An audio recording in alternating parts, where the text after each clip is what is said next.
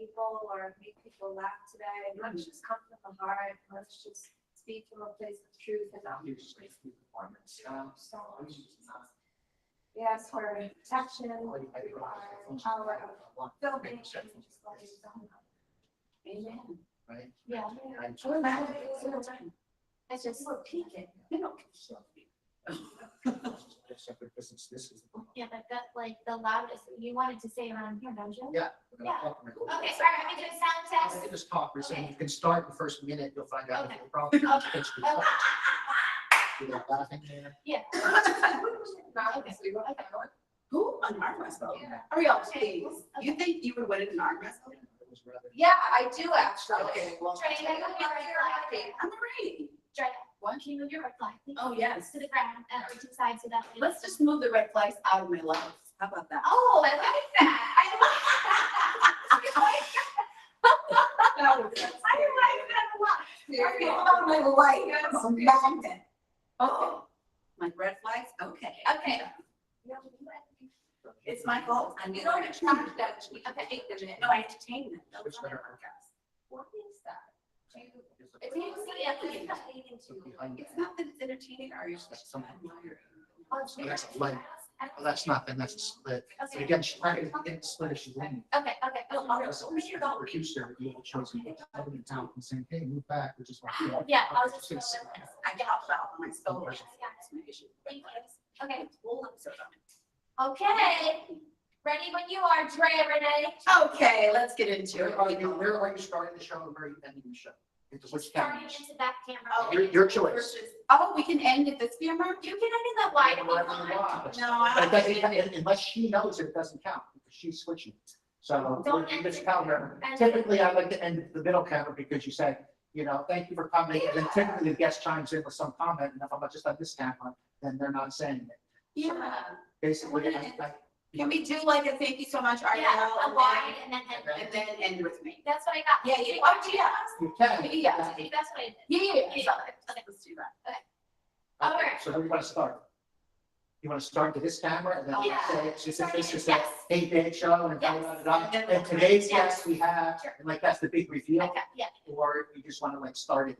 No, I still the intro. Was that and then today's Start guest? there and then. And then we Today's go to guest. guest. Yes, yes. Well, she's gonna switch, when you say today's guest, hopefully she'll be smiling, she'll switch to her smiling, she'll switch to her smiling, she'll not say anything, but she'll switch to her smiling, you're still talking, and then she'll switch back to you. But am I keeping it all here? Then you keep it all here, Oh, so don't do the wide on that. not stop. I will do the wide when I'll do what? Just, you Wide. No, I just meant in terms of the Wide. intro. Because we don't know who the guest is until she switches to the guest. the intro. The intro, if you keep the intro, You'll do that. you keep the intro, you know, because remember, nobody's seen the show before, like, no matter when. So to keep the distraction down from seeing the guest, you know, you stay into the tight camera until you get settled with it. And you roll. So Okay. here we go. Okay, and 5, 4, 3, 2, wait. No, I know, that was a good word. Now you can check what you recorded. Okay, a little. Oh, it's on. 40. I am. Oh, like you're turn it back to me. Okay. Break my heart, say you love me again. Yes, I think that's your, every time. Yeah. That you, we put. Okay. Was it? Did we sing that? Shout out to Win. All right, here we go. We have karaoke hour. Okay, Drea, take it away.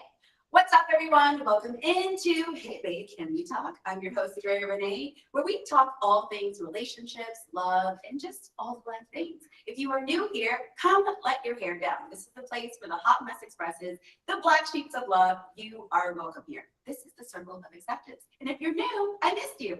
And if you're not new, I gotta do it again. Yeah, I know. I'm in I here. was just thinking to myself, man, I gotta do it like this.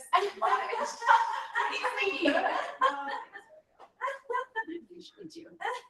If you're returning, I missed you. Yeah. And we're gonna read it, and then we'll go over here. Okay.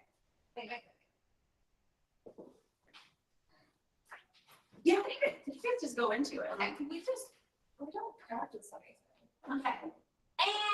All And right. action. What's up, everybody? Welcome into Hey Babe, Can We Talk? With me, your host, Drea Renee, where we talk all things love, relationships, and all the life things.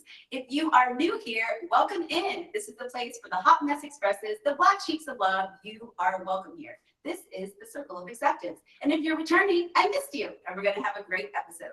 On today's show, we have one of my nearest and dearest, Ariel Ritzva, who is one half of the Girls Gone Bible Duo podcast, which is doing so well. So let's welcome in my girlfriend. Ariel, where are you? It's going to be really hard for us to do an episode because I just know exactly. I miss you. Well, I did miss them. I did miss you guys. Don't listen to her. Ariel. See her when she's on the road. She ain't acting like that. What are you talking about? What do I act like, Ariel? And I just said him. I said. Okay. That is not bad. Absolutely not. Anyway, I'm so happy that you're here, Ariel. Thank you for joining us on Hey Babe, Can We Talk? I'm so excited for you, by the way. Oh, thank you. Why? Tell us. Well, Why are you so excited for me? you're just like this, like, host woman, like, look at you. Thank you. I will take all the praises from Ariel. What have I always said to you? But I'm the queen. That, well, I always, ever since, because how long have we been friends? 12 years? Ariel, we've been friends longer than 12 years. It's such a 12 years. I moved here 12 years ago. Ariel, it's been Ariel, it's literally been 15 years since I've last had a cocktail. And you knew me. So I've been in LA for 15 years. Ariel, you've been in LA for 16 years minimum.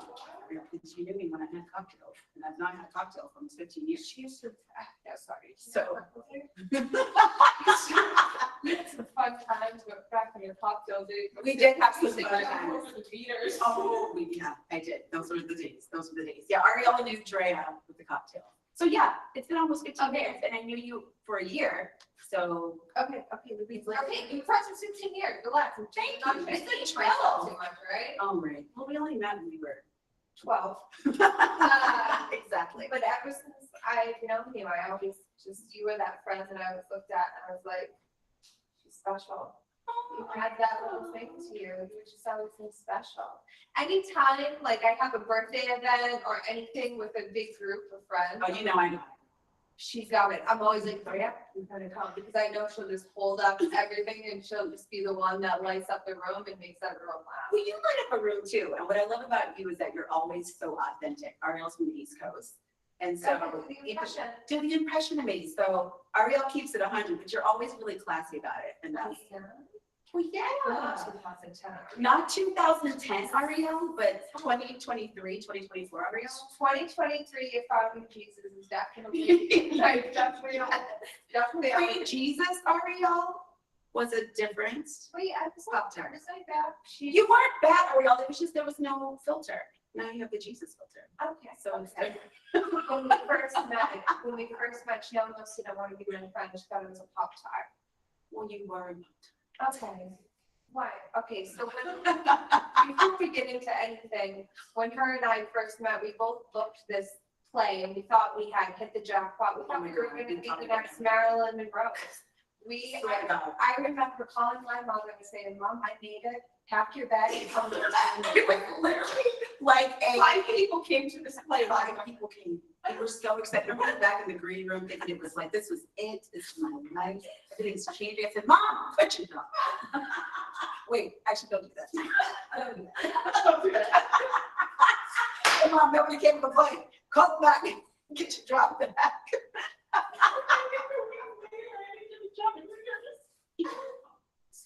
You did it. You're totally gone. It lasted 3 days. I remember that. I remember it was fun girl there because she was See? Pre-Jesus. Yeah. Pre-JJ. Pre-Jesus. No, but no, but so we had to each go up on stage when we first booked the play and say about ourselves, whatever. And I had my hair was so long that I had okay, Drea. I love you. I didn't have, okay, to be fair, I didn't have eyebrows, but your hair was. She had no eyebrows. I had no eyebrows at the time. Anyway, No. So, yes, I probably had, we say, one strand of lost fried hair. It was all fun.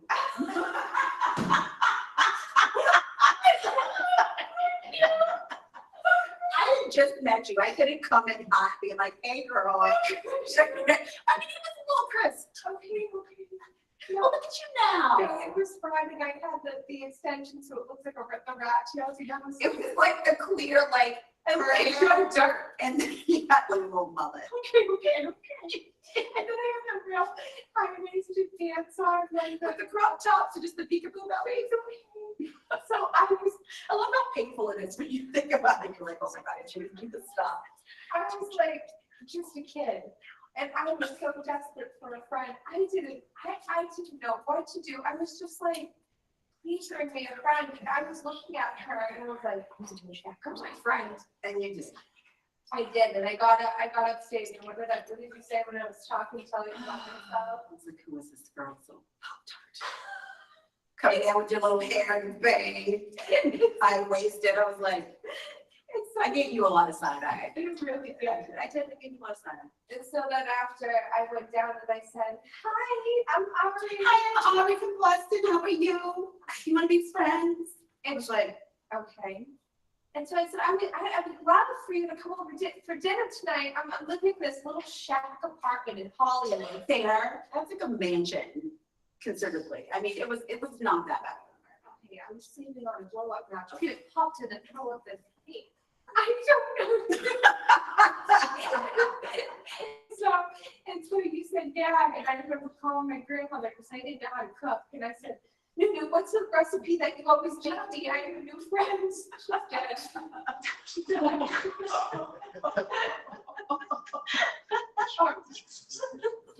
What you still give her shut up? Tell me what the hell.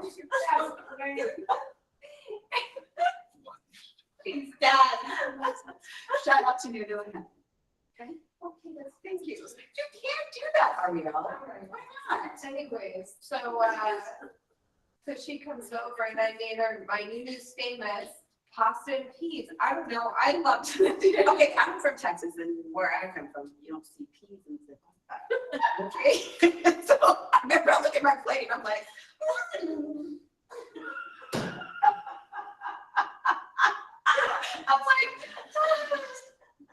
I love new friends. You know what? You're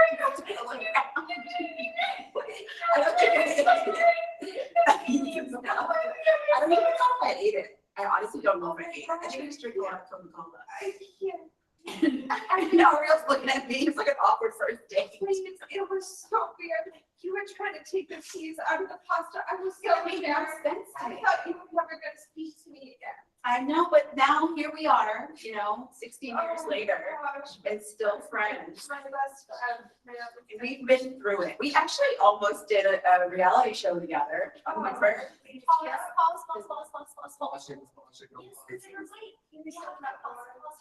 Oh, did you? Because you moved my. Yes, you can. Yes, I'll know where it Okay, now. hold on, we're gonna move the wire in because we're gonna go down the shirt looking on before the phone. Let's cut it here. Oh, can we not use it then? No, we can't, we can't. It just started moving and then. Oh, the microphone. Put it down my shirt. I think You so. you You can. can put it up. Oh, no, you gotta go. You gotta go like underneath it up. Oh my God, I'm crying. Sorry, guys. I just wanted to picture it. Like, it's so good. It's so funny. Okay. I love you so much. What's this?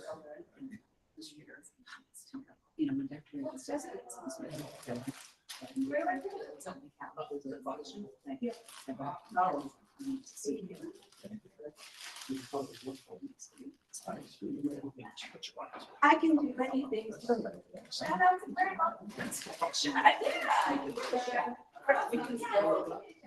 People talk to spirits all the time. Oh, yeah. Do you know what I I mean? was at dinner the other day Fine. and the woman comes up and she goes, there's this like light at the table and she goes, the light went off. She goes, there's a spirit here. And then like it went off and on again. And I was like, okay. Exactly. I was like, all right. Are you sound test on that? Hi. Okay, ready. Okay, Oh, let's see. yeah, that's so funny. Okay, and so we'll know where it is. What is love? I'm sorry. It's okay. Okay. And let me see. Wait, Let me see. turn this wire, Let me see. turn the wire there. What wire should I? Diameter wires is starting to come out. Oh, yeah. Okay. Okay, it's fucking, Put that under, oh, your hair's gonna go in. well, it's, Yeah, I think it's just the fun, but like you guys are moving and I love it, but just on. I would normally like it like that, that's why I sort of like get to make it. But it's good, yeah. Okay. And, Big pasta wide and shot, peas. big wide shot. Pasta and peas. Pasta and peas. Let's see, pasta and bottom one. Oh, that could have been yours. Oh, Pasta. Pasta. That could be their episode. From pasta and peas to That's not true. Jesus and podcast. From pasta and peas.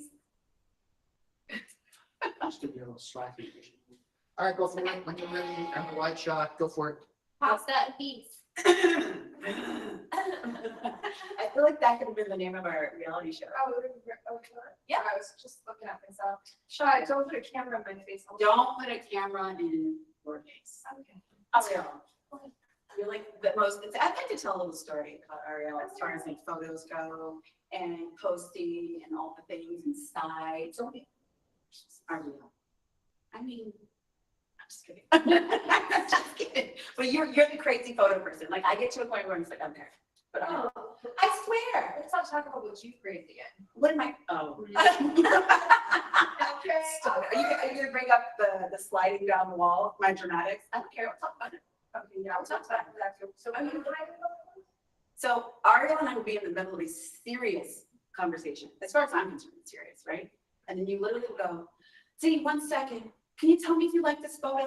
Do you like it or do you love it?" And I'm like, Ariel, I'm talking about something so simple. Like, just real quick, Dee. Then you go back to what you're saying. That's what you do to me. I know, but from like a 1 to a 10, is it like an 8? Because if it's an 8, I'm not gonna post it. All right, you hate it, just forget it. Exactly. That's what you do. I go, oh, it's an okay photo. And you go, that's it. I'm never posting it again. You delete it. And then you ask me about the captions, and I'm like, you know me, I'm the worst with captions. I'm like, It's the biggest cheese ball. You're so funny, but when it comes to Kathy, you have to be like, I'm the worst at captions. hey guys, how y'all doing? I'm like, happy Friday. I'm like, take it Sun down. and rainbow. Take it down.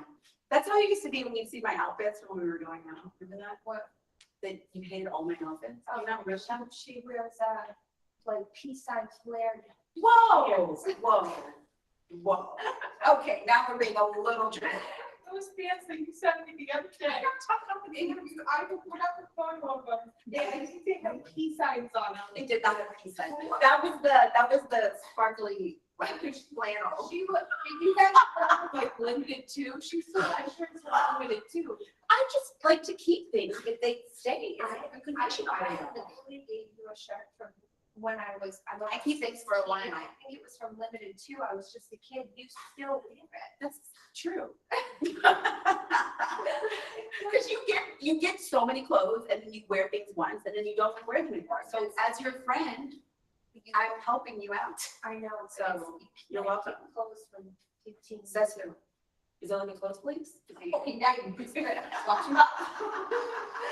No, one time, oh, should we go on? Go on, camera. I know. Should we tell? Tell the story. Well, this because it has to do with dating or whatever. Yes, this is the deep. Well, we have been through it all with men and men. We have been through it all with men. Was it? Not this.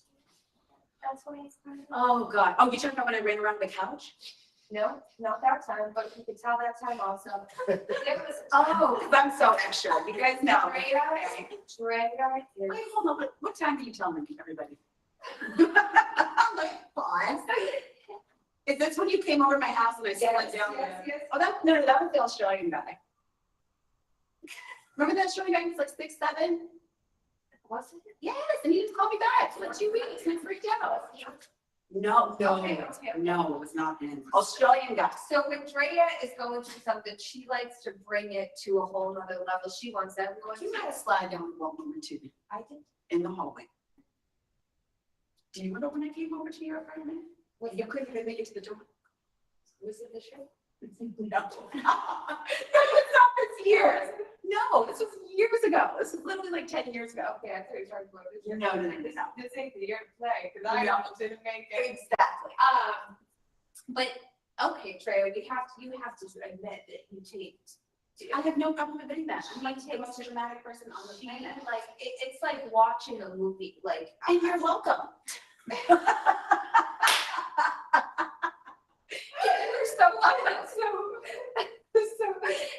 you need to come over now. Did you skip the steps down? You know, So yes, I still skipped down the So, steps. so I see her and I was like, oh, here we go. Okay, let's just break some stuff. She starts skipping down the steps to come. She opens the door. I'm crying. I'm a She's whole crying. mess. She's a total mess. I get down the wall. She's looking. I couldn't back. even make it. She's walking in slow motion up the stairs. Yes, to me, that's like a director in my mind, you know? So Literally. So then we get upstairs and I sit down and I see Polaroids. Okay, first of all, it was not plural. There were only two. Like, there was like Polaroids. Okay, there were a couple I forgot Polaroids about this moment. laying on the floor. I go, what are these? I look at them. She's taking photos of herself crying. It was because I wanted to remember the moment, so I would talk. I can't even imagine being in a moment of despair Really? and taking photos of. Well, think about the times now. Everybody gets online and records themselves crying. So I was before it was all happening. I like started this trend essentially. And so There you go. it's, and I think, and then so she's bawling her eyes out, telling me what happened. She goes, give me 1 minute. And then you take out your camera and you go, because you were fine. You were like, and you know, this is what happened to me. And then you started filming yourself and you go, hold on a second. And I L'Oreal, shut up. Yeah, I mean, I am a little bit dramatic, but we all have those moments. And that's, it's true. That's why I talk about in the show, this is the place for people who like feel shame around those kinds of events. Because I love so deeply and so strongly, which you obviously relate to as well, Yeah. you know, and That's fine. yeah, when your heart is, you know, that's why I have to be so careful now going into situations because I know how deeply I can go. Yeah. And so on that topic of going deep and being so, you know, enmeshed with a person, Yeah. talk to me about how you got to your spirituality. I know like the rock bottom feeling of your breakup kind of was like the catapult to that, but Yeah. I mean, I would say I grew up most of my life because I didn't grow up in a household of faith. I believed in God, but I didn't know him. And so I wasn't taught about faith, or we had like this loving, good father who will be there for us to help us and heal us. And so, you know, is there any religion in your house? no, I grew up Catholic, but I didn't know Jesus is up. Jesus is up. Jesus at all.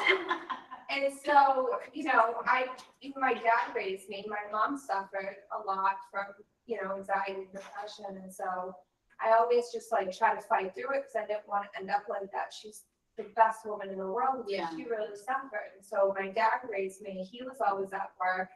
And I raised my sister. I was basically like her mother. And so I was always just in like this fight or flight mode and trying to, always wanted to be something and have a good life and not be that what I grew up watching. Right.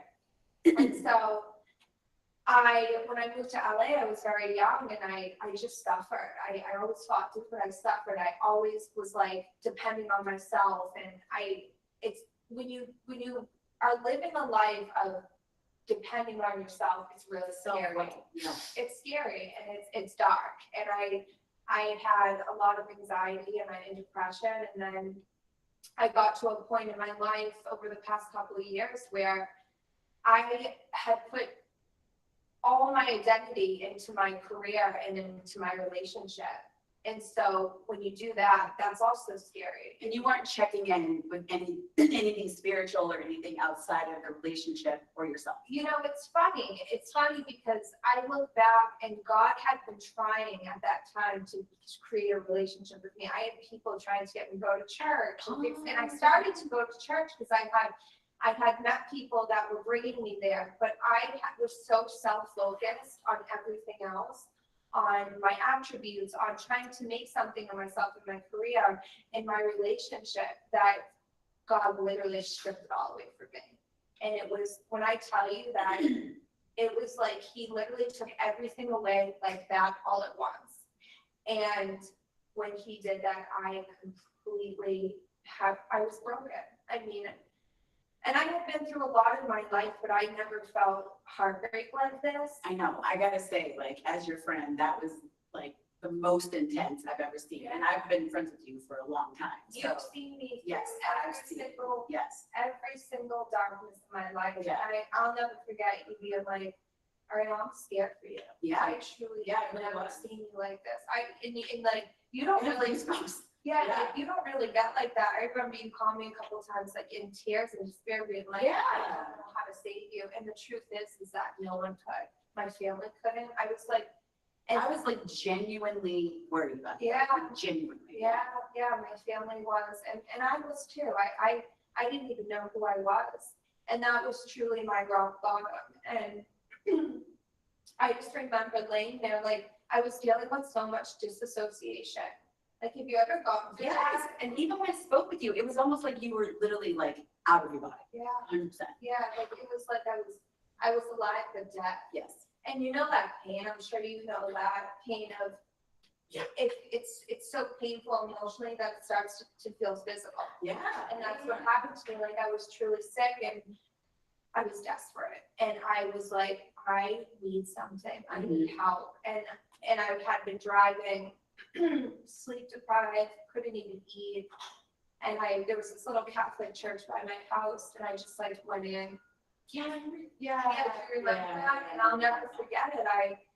I like fell to my knees, and I just remember looking up, and I was in there for about 4 or 5 hours that day, and I cried out everything. I had my hands up, and I was just like, God help me. Like, I am so desperate. I need you.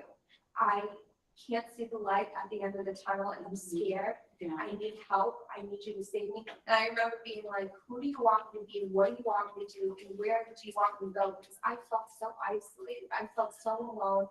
I couldn't book a job. Yeah. I couldn't, like, nothing. Like, I felt like everything had been taken from my life. And I was so certain my life was going to go one way. I mean, the relationship that I had been in, I got to with all my heart. And I mean, you fully, 100%. yeah, and when that guy's taken from you, someone you invested so much time into, who you loved with all your heart, and the truth is that, I guess, I'll get into it in a minute, but in that moment in the church, I just remember feeling this peace that I will never be able to explain to anyone. Yeah. A love.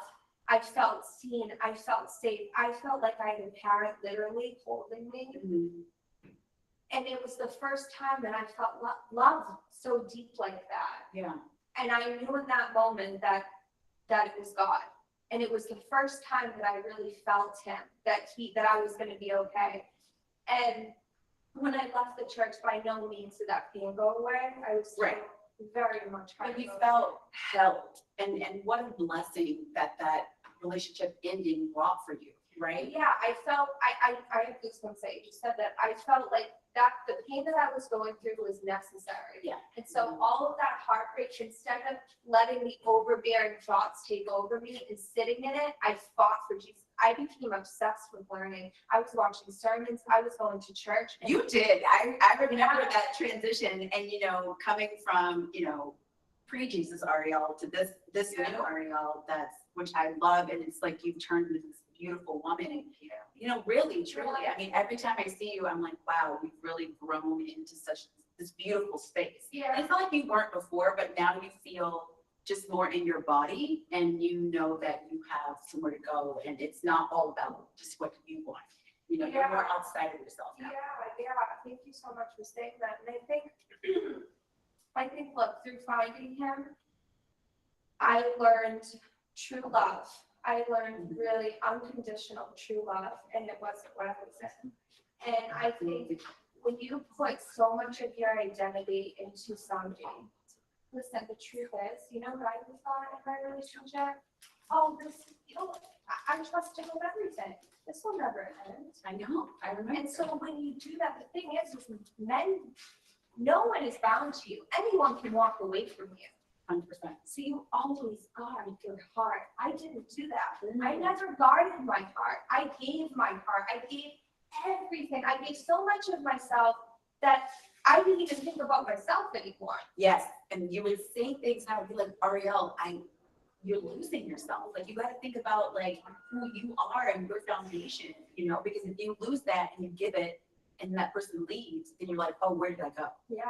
And I think a lot of people can probably relate. I wonder if you can too, that like, when you're in something and you're fighting for it, and you just wanted to work out that you completely like lose yourself. You give us Oh my God. Yeah. No, never. Everything's like pretty good and chill for me. But you, I would say you are very strong. I am, but it's like, I think I feel strong now, like dealing with all the pain of everything and just finally getting tired. Yeah. Just finally getting tired and also just like finally seeing myself. And I think that's why I've been so passionate about doing this podcast, because I think when you do lose yourself into a person, especially from my experience, like a toxic person who's not honoring you, who's not valuing you, and you're, bending your boundaries all the time, and you're just lowering yourself. Now that I come into seeing who I really am, like how my friends see me, how my family sees me, it's almost like I have to take this moment. I'm like, oh my God, I can't believe I treated myself like that. Because I've dated people where like, you were like, oh, would you let this person date Ariel? I'd be like, absolutely not. But then why would I do it to myself?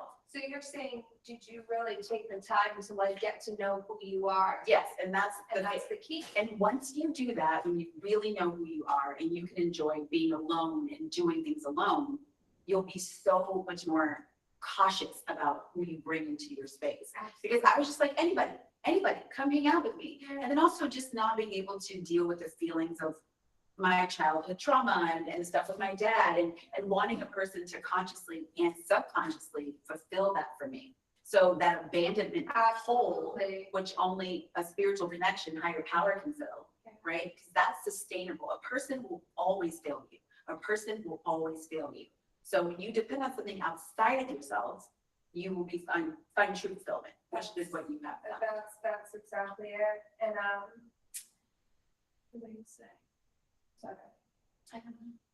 No, yeah. So it was almost like, yeah, he had to break me down so bad, and I honestly, I questioned so much, why is this happening? I think God is every day breaking me down the way he did. That's why anyone who's listening to this, I know how painful heartbreak is. It is truly the worst pain ever. But I can't even tell you. The only advice I can give you is keep your eyes on Jesus and get excited, because what he did for my life in a year is truly remarkable. It's been a year. Not even actually. It's been 8. Oh, since he changed my life. Yeah. It's been 8 months. And I feel like it's been years, Ariel. Like honestly, I really feel like that, because your transition, I wouldn't say quick, but it was like you. Well, I started the podcast 8 months ago, and that's when my life really changed. Yes. That's when everything came together and changed in my life. Do you think it went deeper than your faith? When I started Girls Gone Yeah. Bible, my faith deepened when I started reading the Bible. Okay. I met my best friend Angela, and she introduced me to the truth, because I found God. But One of your best friends? one of my best friends, yes. You're like my sister. That's fun. Just make a little note. No, but I had many encounters with God through the time of my heartbreak, but it wasn't until I started reading the Bible, which is the truth, which is it's the truth. It's everything he says, because most of my overbearing thoughts were unworthiness. Oh my God, why did this happen? It's my fault. I'm not good enough. And that's not what God says about us.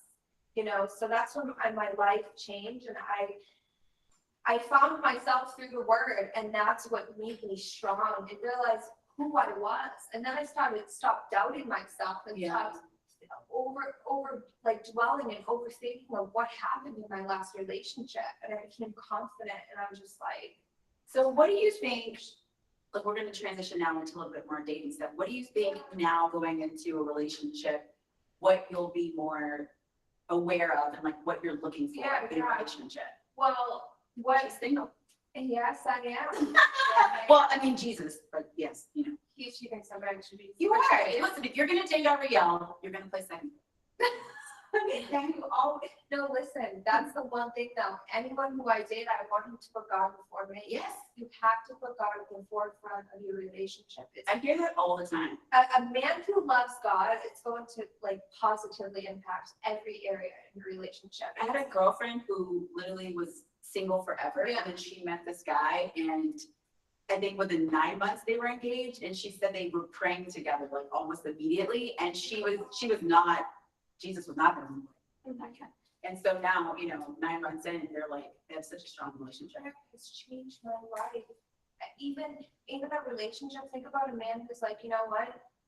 We're not getting along right now. Let's pray right now. Think about when you and I prayed in the car. Oh, yeah. It's like the whole dynamic changes. Because it's outside of yourself, and that's the most important thing. I think that's important for any relationship, whatever, you feel your higher power is. If you have something outside of your relationship that you both can look at together, you will be successful. Yeah.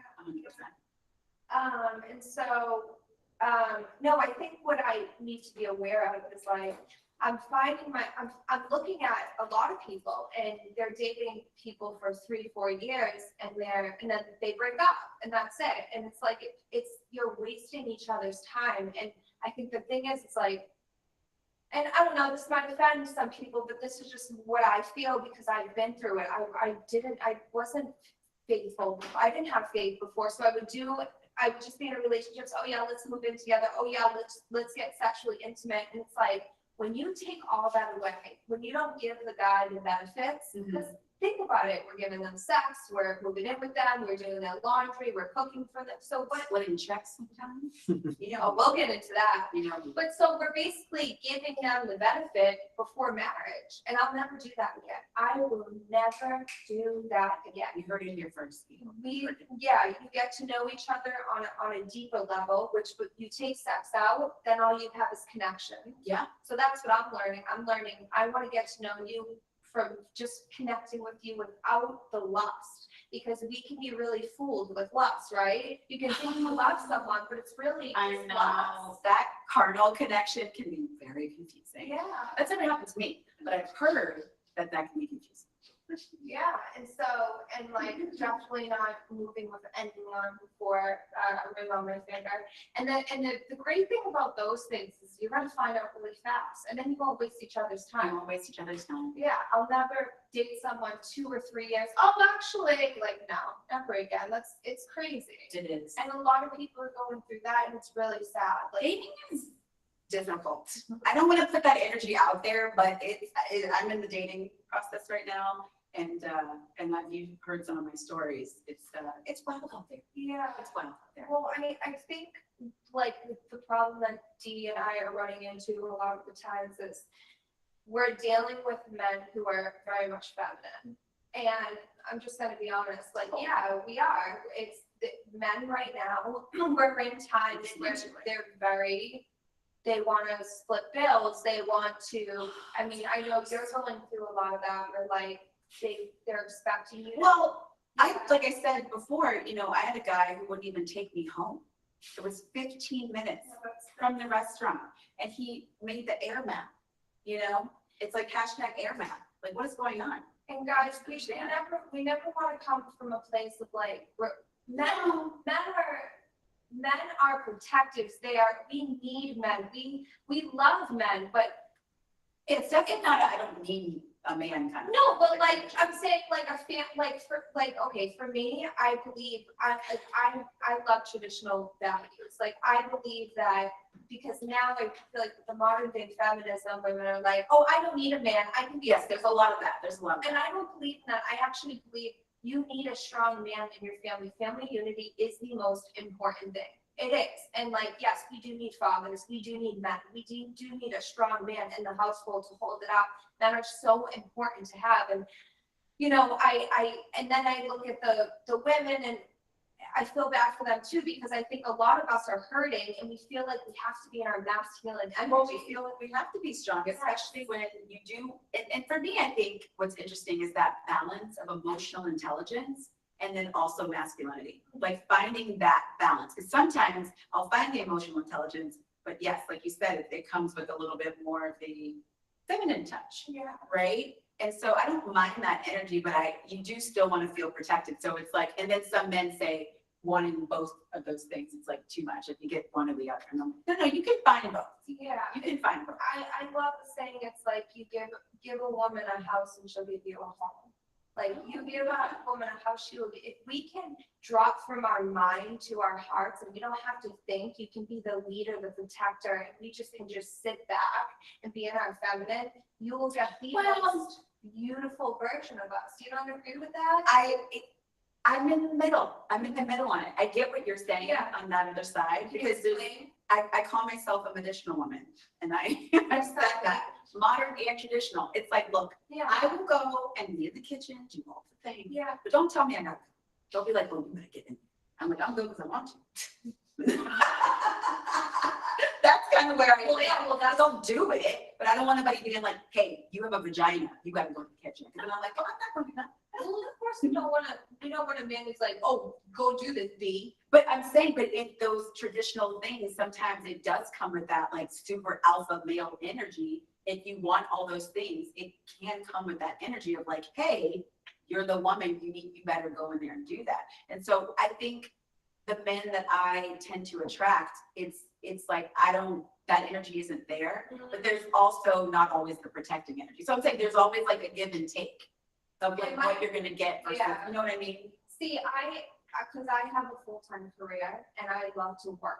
Like, Right, exactly. I am a worker, but I also want a leader and I want a protector. So there's a balance. I think when you want a leader and a protector, you have to be willing to submit. I can do it a little bit. I just don't like that word. I'm not into it. It's a semantics thing for me. I want to go in the kitchen and make my man do it too. Well, I'm just getting set up with this tradition. But yeah, I mean, you gotta pick and choose, D. You can't want. Yeah, I know, Ariel. Hey, Who's listen, out there? if you know who wanted you to go in the kitchen and make him a Honey. sandwich, you wouldn't even have to say 1, 2, 3. Maybe make it It's not true. You just, Michelle knows. for you, what it is for you, I think when the right kind of man comes, I know, exactly. it won't even be a thing. The truth is you've been, I'm gonna be tricked. you've been dating low. And obviously you're gonna be like, I don't wanna make him a sandwich, you know? Yeah, but you're right though. If the right guy is Absolutely. there, and then it's like, I don't even know I'm doing it. I'm just like in the kitchen hanging out, being like, oh, You're here. gonna love to make him a sandwich when it's your I love all that stuff. I just don't want to be holding that. Don't say, hold on now. Get home. Okay. What I just say one more thing? Yes. A leader and a protector is not gonna be acting like that. I hope not. And most importantly, a man of God isn't going to act like that. Like, I'm trying to be confident. I'm gonna be over here. Like, okay. I love when a man gives me a good little check-in. Like, hey, we don't want to do that. Let me I'm like, tell you something. Look, guys, if there are men listening right now, there is nothing more attractive than when you are assertive, when you tell us where we're going. Don't ask me where we want to go to dinner. I need the restaurant choices. I'm a little bit picky either. Like, okay.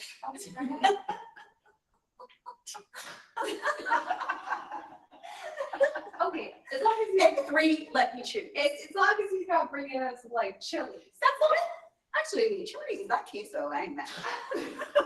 Shout out to Chile. Okay. Okay. That's not bad of a thing. Okay, listen, Turkey BLT. don't.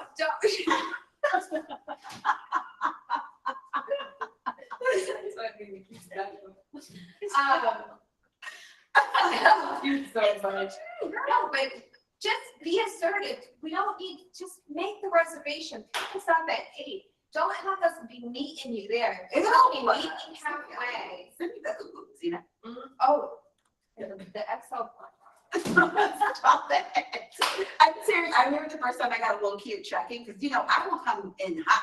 Yeah. Saying, hey, this is what we, and then I had someone go, hey, no, Drew, we're not doing that. And I was like, I said, what? And I went back and I was like, this is kind of nice.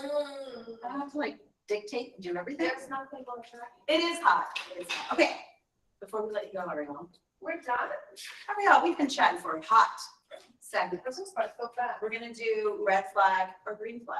I guess you're doing them. Okay. We can't hear a couple of your horror dating stories? My horror dating stories? It's fine. Let's do the red flags. We'll talk about it. Okay. If a guy has children, red flag or green flag? Okay, really? Yeah, I mean, Listen, I didn't know. I thought there might be a red flag for you. I mean, at this point, I don't know. I mean, Okay, what if he's the most amazing man of God and he, listen. had a kid? I don't know. Great, wonderful, love it. White tennis shoes. I used to have a thing with white tennis shoes. Okay. I hate it. I'm sure surprised. That's what the geeky white boys. Okay, I date almond. I date almond. She like, I date almond, right? We'll have to cut that. Okay, friends with your ex-girlfriend. friends with your ex-girlfriend. Okay, maybe. Parents are divorced. I think that matters to me. Okay. Jackie, not You Jackie. know what I say about our parents that are divorced? They've been through some stuff, which is a positive thing. I don't need someone being fed with a golden spoon up there, you know why? Okay, makes less than you.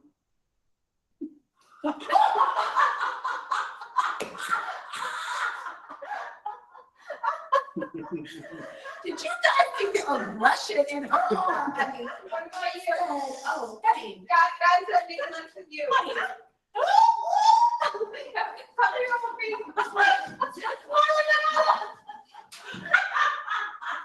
May I never again. And I mean, never again. Girl, that is the worst feeling. You go into the restaurant, they're talking about you want extra avocado, and you gotta go. Oh, please. Or the check comes, and then your heart starts beating. You're like, Let me tell you, that has nothing to do with someone that makes less money than you, actually. oh, okay. Actually, She's saying you can still make the coin and be worried about the avocado. yeah, That's terrible. and you know what else? It's not even about guys that make less money than you. Actually, I find that men that have struggled in their life are so much more given than a man who has everything and never understood struggle. Oh, yeah. Trust me. Oh, okay. You heard it here first. It can be tough. It doesn't matter if you make less money. It's, do you have empathy? Are you a giving person? If you're not and you're frugal and you act like all Well, this, that's my next one. What if it's cheap? Jay, what if it's cheap? that is my number one. I just want to let everybody know who's listening. It's my number one red flag. It is truly the biggest turnoff ever. There is a difference between being conservative with Totally. your money. I love a man that is conservative. I love a man that is conservative and that is so careful and good with his money. But what I don't like is someone who is so cheap and I don't want to hear nothing about a deal on the first date. I don't want to hear nothing about a Groupon, about a deal, about a price cut you got. I don't want to know about it. Okay, so if you a little too fine, go to the restroom, find a waitress, and you get that. Hey, how long have we had a deal? Like a deal? and you know Is it all inclusive? I'm sick. Listen, we're not coming from a place where we're making fun of anybody. It's a respect thing, guys. If you're Just keep it yourself. if you can't, if you don't have the means, don't take a girl out. But Yeah, it's good. if you're gonna take a girl out to dinner, it's respect. It's like, you know what to do. You know where to take a girl. It's Exactly. and Well, Ariana, do you have any final words for us? can you just tell the story about Ariana, what's story? Oh, by the guy? Which one? The one I just told you about the other day? no, about the guy that said in the book? Oh, God. Yeah, speaking of all of these lovely dating stories, I went on a date with a guy who told me to get whatever I want, asked me out, and then when the bill came, he excitedly said, "Can we go to Essie's?" It was the worst night of my life. And I got up and I went to the bathroom. And that's what you all should do. And you know what he probably did? What? He went in the bathroom and put some mascara on.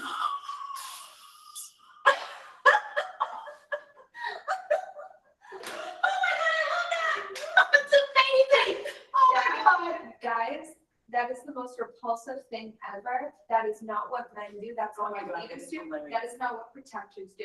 You ask a girl to split the bill, On a first date, On a first date. it's not okay. It's not If you're okay. married, trust me, if, let me tell you, if something ever happened to our boyfriends or husbands. I know, Ariana, you would be. We would be there and pick up the slack and pay for anything, but it's not okay to do that on the first date. Thank you, Ariana. You heard it here first. And the flag came off, you guys. It came off. All right, you guys. Well, thank you, Ariel, for being here.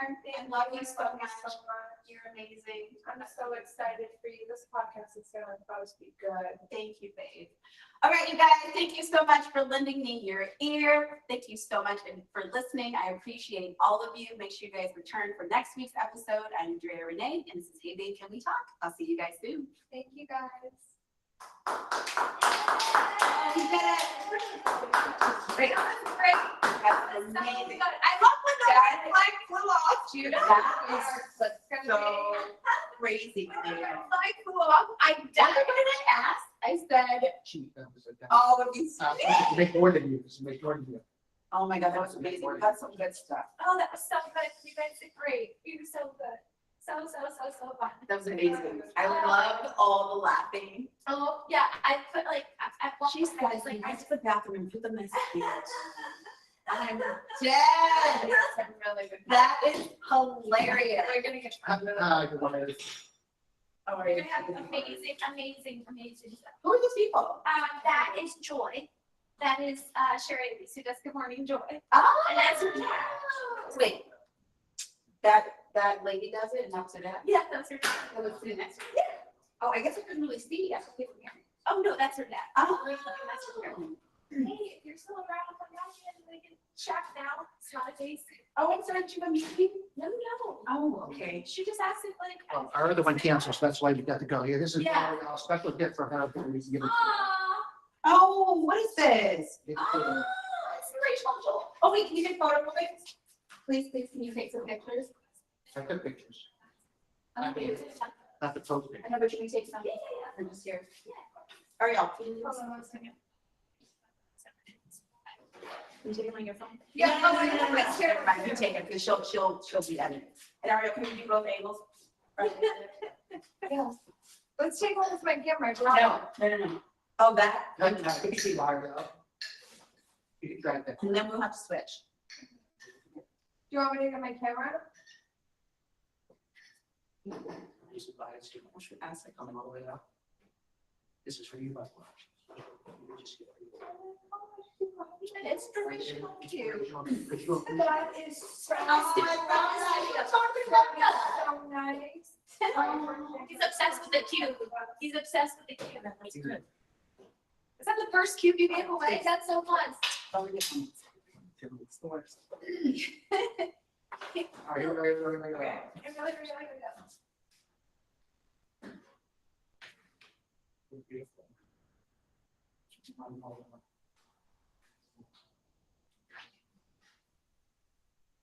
So cute.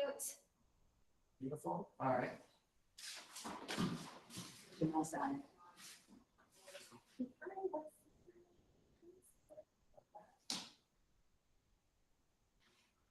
Let's do it with my camera. It's the best way to. Aw, Oh my God, this is so good. it was great. It was great. I couldn't stop laughing. I tried to not laugh. No, Michelle, But I I know need that you to you're laugh. you're gonna have a little bit of like laugh. In the back? It's just a little. It's Okay, it adds a little bit of texture. Yeah, it has, you have the studio, You just have those two beautiful. But you know what? It's so nice. One that's vertical. Do you wanna like take No, photos it's with the other way. You wanna take photos with the flags? No, I'll show you. It's the top, this button. You have to I have to know it's focusing. This is close. Can I see it? Oh, there's no. Okay, all right. All right, I got drop through here. Oh, yeah. Thank you. Oh my goodness, in 20 minutes. Wait, how close is it? Where are you going? Like Ritalin? Ooh, fun. I'm going with you. Is it, can we leave our cars here? You're all last week. Where are you going now? I don't know. What is the, like, Dr. Thea? Dr. Keaton? Excuse me. Here you go. Oh, did you?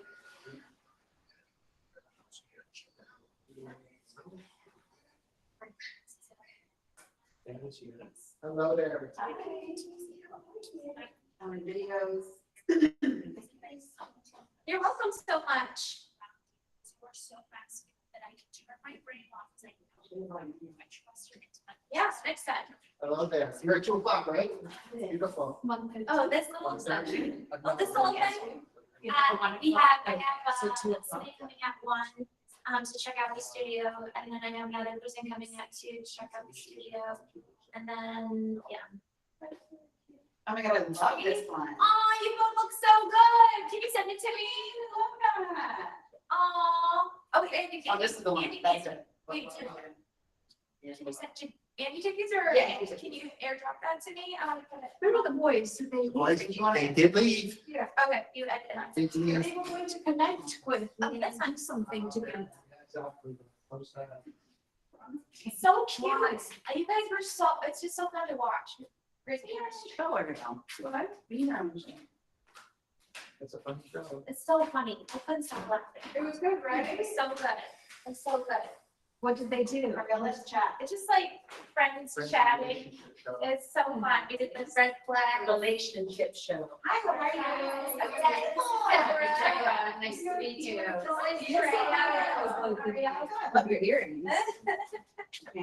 Yeah, that was a great episode, huh? good. So good.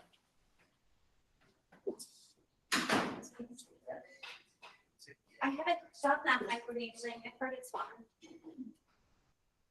Fun.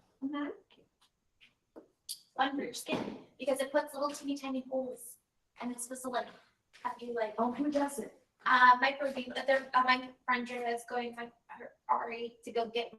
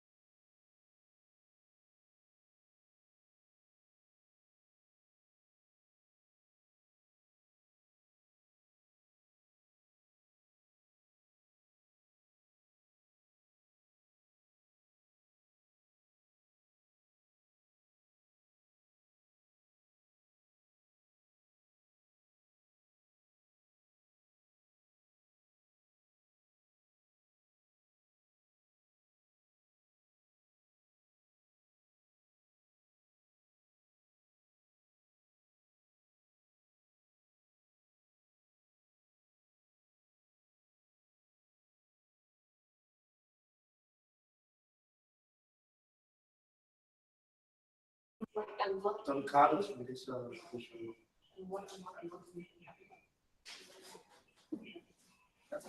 jeg tror, du tager lidt smule. sorry, that I didn't mention. Yes. Jeg har lige glemt. Okay. Very good, Jackie, so we do the couch thing, Yeah. Well, how many people? there's four. What? On camera? Hi, no, we can't do the board. Okay, I'll just. Yeah, the couch is. Så ser vi, hvad vi har. You know, what I've been doing. You could do four plus you would be five. We don't have to have all the time. Yeah. So I can do the mom, like, was a really important. Okay, right. And then the mother and daughter. And then if somebody wants, the father wants to say something, I can have a question or two for him, we can move somebody out. Plus with microphones. My speak here, but yeah. But it's okay. We'll have, maybe we'll bring purple chairs in. We'll be catches out. They don't know, I want you to go to the top. Well, if the time is not, then she should be here. Yeah, no, wait, we'll just be three of us. Okay. Yes, it does.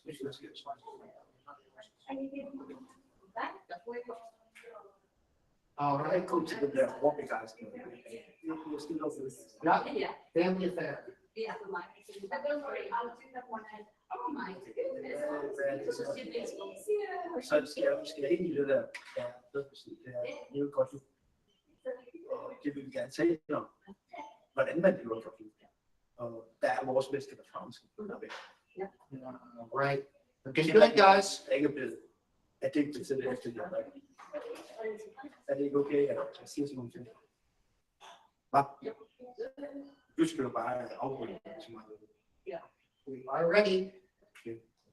So start the center camera here and take it when you are rolling and yep, looking good. Go for it when you're ready. This is the Marbella way. Why we keep talking about Marbella is that it is a place that has been home for so many great experiences for us. And we never met anyone actually who didn't fall in love with the place or got addicted on some level. So that's why today we want to talk about where would you arrive to the hotels, the best boutique hotels. And of course you can choose other accommodation. You could live in at home, which is very cozy as well. But if you choose hotels, we're going to talk about at least 10 in Marbella that are definitely worth mentioning. And that is the Marbella way. So let's start with it. And the best way to start the Marbella way is the Marbella way. Yeah, and this is empty. I don't know what's going on, but are you opening again to this? I'm hoping again. Yeah, okay. So, What is so interesting about Marbella? What do you think? I think that the whole purpose of this is that I think, definitely we, but I think almost nice sound. All people, I think, wish for a happy and enjoyable life. And I think one of the best places to have that is in Marbella. So I think that's why it's so pleasurable to talk about, because it's just like it brings so many good memories all the time. And I think besides living right now and enjoying the now, we can also talk about great memories. They're part of our now as well. Yes. So Cheers to that. cheers. And let's enjoy the Marbella way and hopefully inspire somebody to experience it. Go there. Go Live there. it. Yeah. You live in it. Yeah.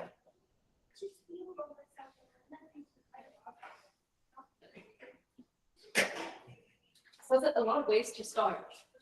You have been from the airport to Marbella, all things happening in Marbella. Marbella is a living pulse at the moment. Where do you start? What areas do you go to? What hotels would you be in if you go to Marbella? That's an endless amount of hotels. So where do we start? It's a place that changed permanently all the time. It changed since the mid 1950s. So why don't we start talking about the first great hotels that were established in the 50s, 60s, 70s.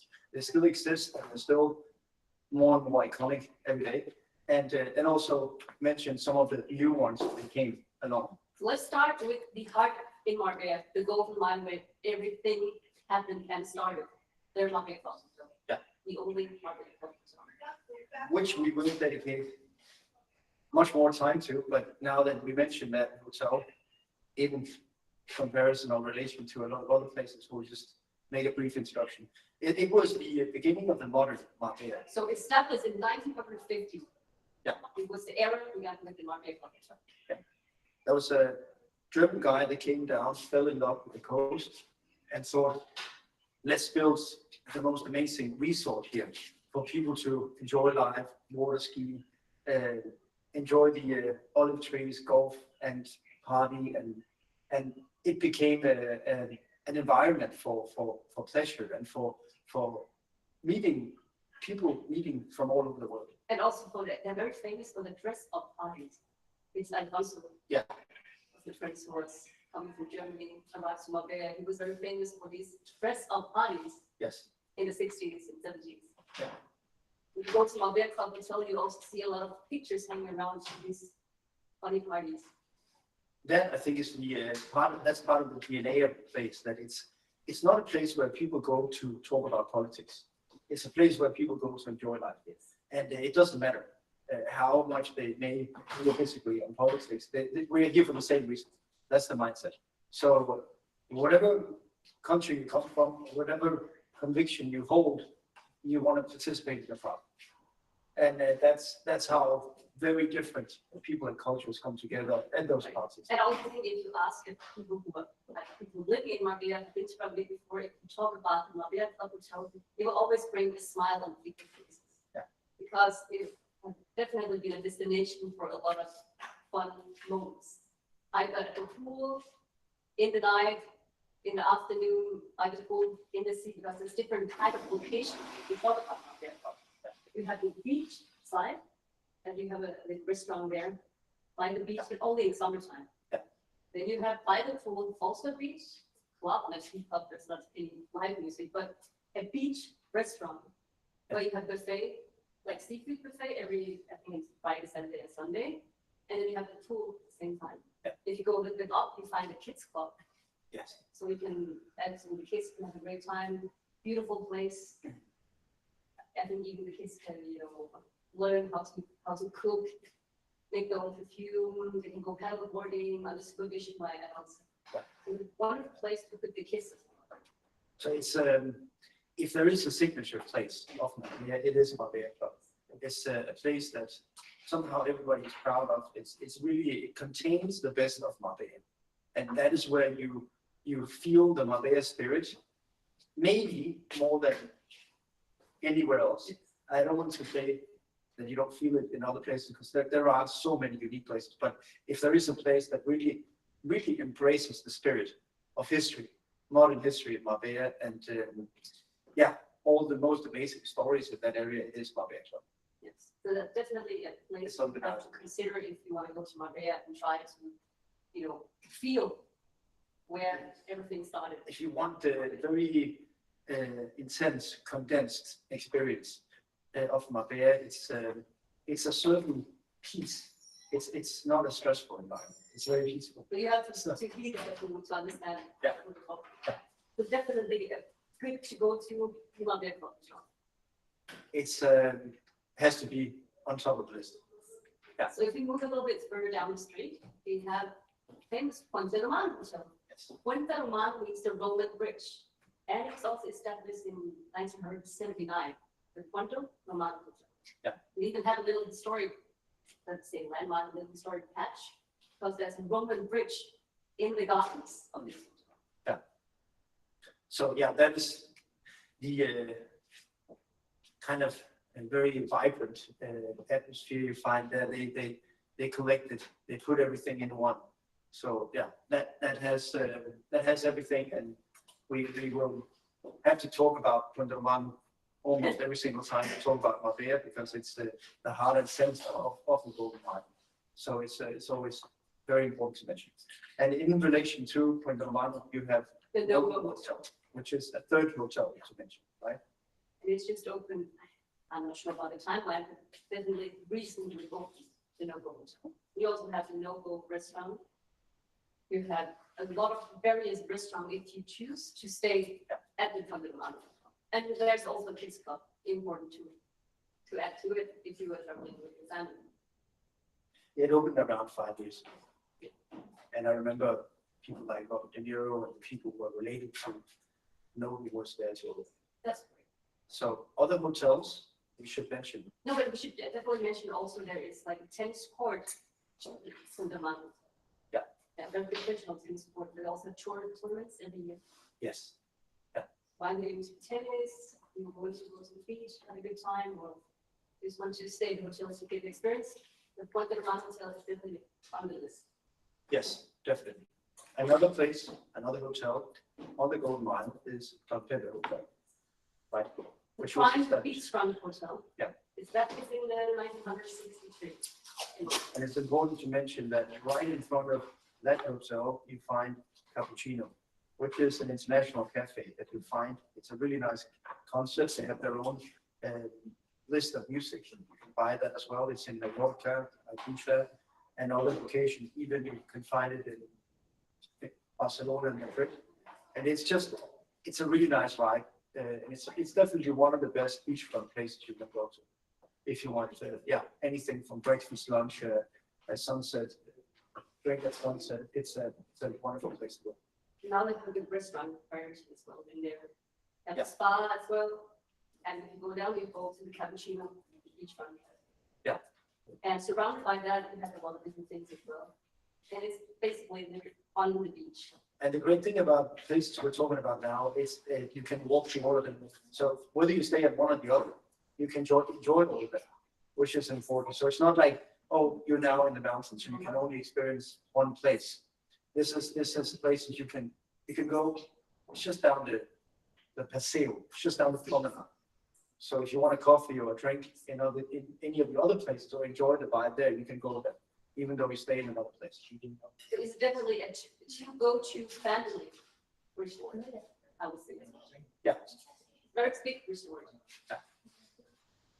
It has a beautiful vibe. It's more modern, but it still has a wonderful energy to it.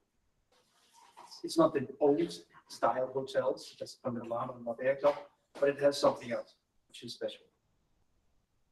Next on the list is the Bobo Club, which is a fairly new hotel in Marbella. Yeah. Established by Swedish people. You know, It's an impressive way they created that place. And you live like in small townhouses. there's different, like, I think there's around 30 different kinds of rooms and bungalows. Yeah. Surrounded by the hotel. And then they have a very good restaurant at the Bobo Club too. And you can even have a picnic, as we once had, like your friends to a huge picnic in the garden. It's definitely a thing. If you are at the Bobo Club, you have to invite the picnics in the garden. It's beautiful, it's majestic, it's different. If you And it's Bobo. You know, it's very laid back. you can sit on the grass on a pillow if you want and have your lunch at the picnic. So you're in touch with the earth. And it's established around 3 or 4 years ago. Yeah. Yeah. It's definitely also a must go to place. It is. If we go back to the old town, we talked about La Fanda before, which we couldn't remember that time we was talking about it, but the name was, but it's La Fanda. Very, very beautiful, unique, boutique hotel in the heart of Marbella town. And it took the name back from the 70s where it was a very important place.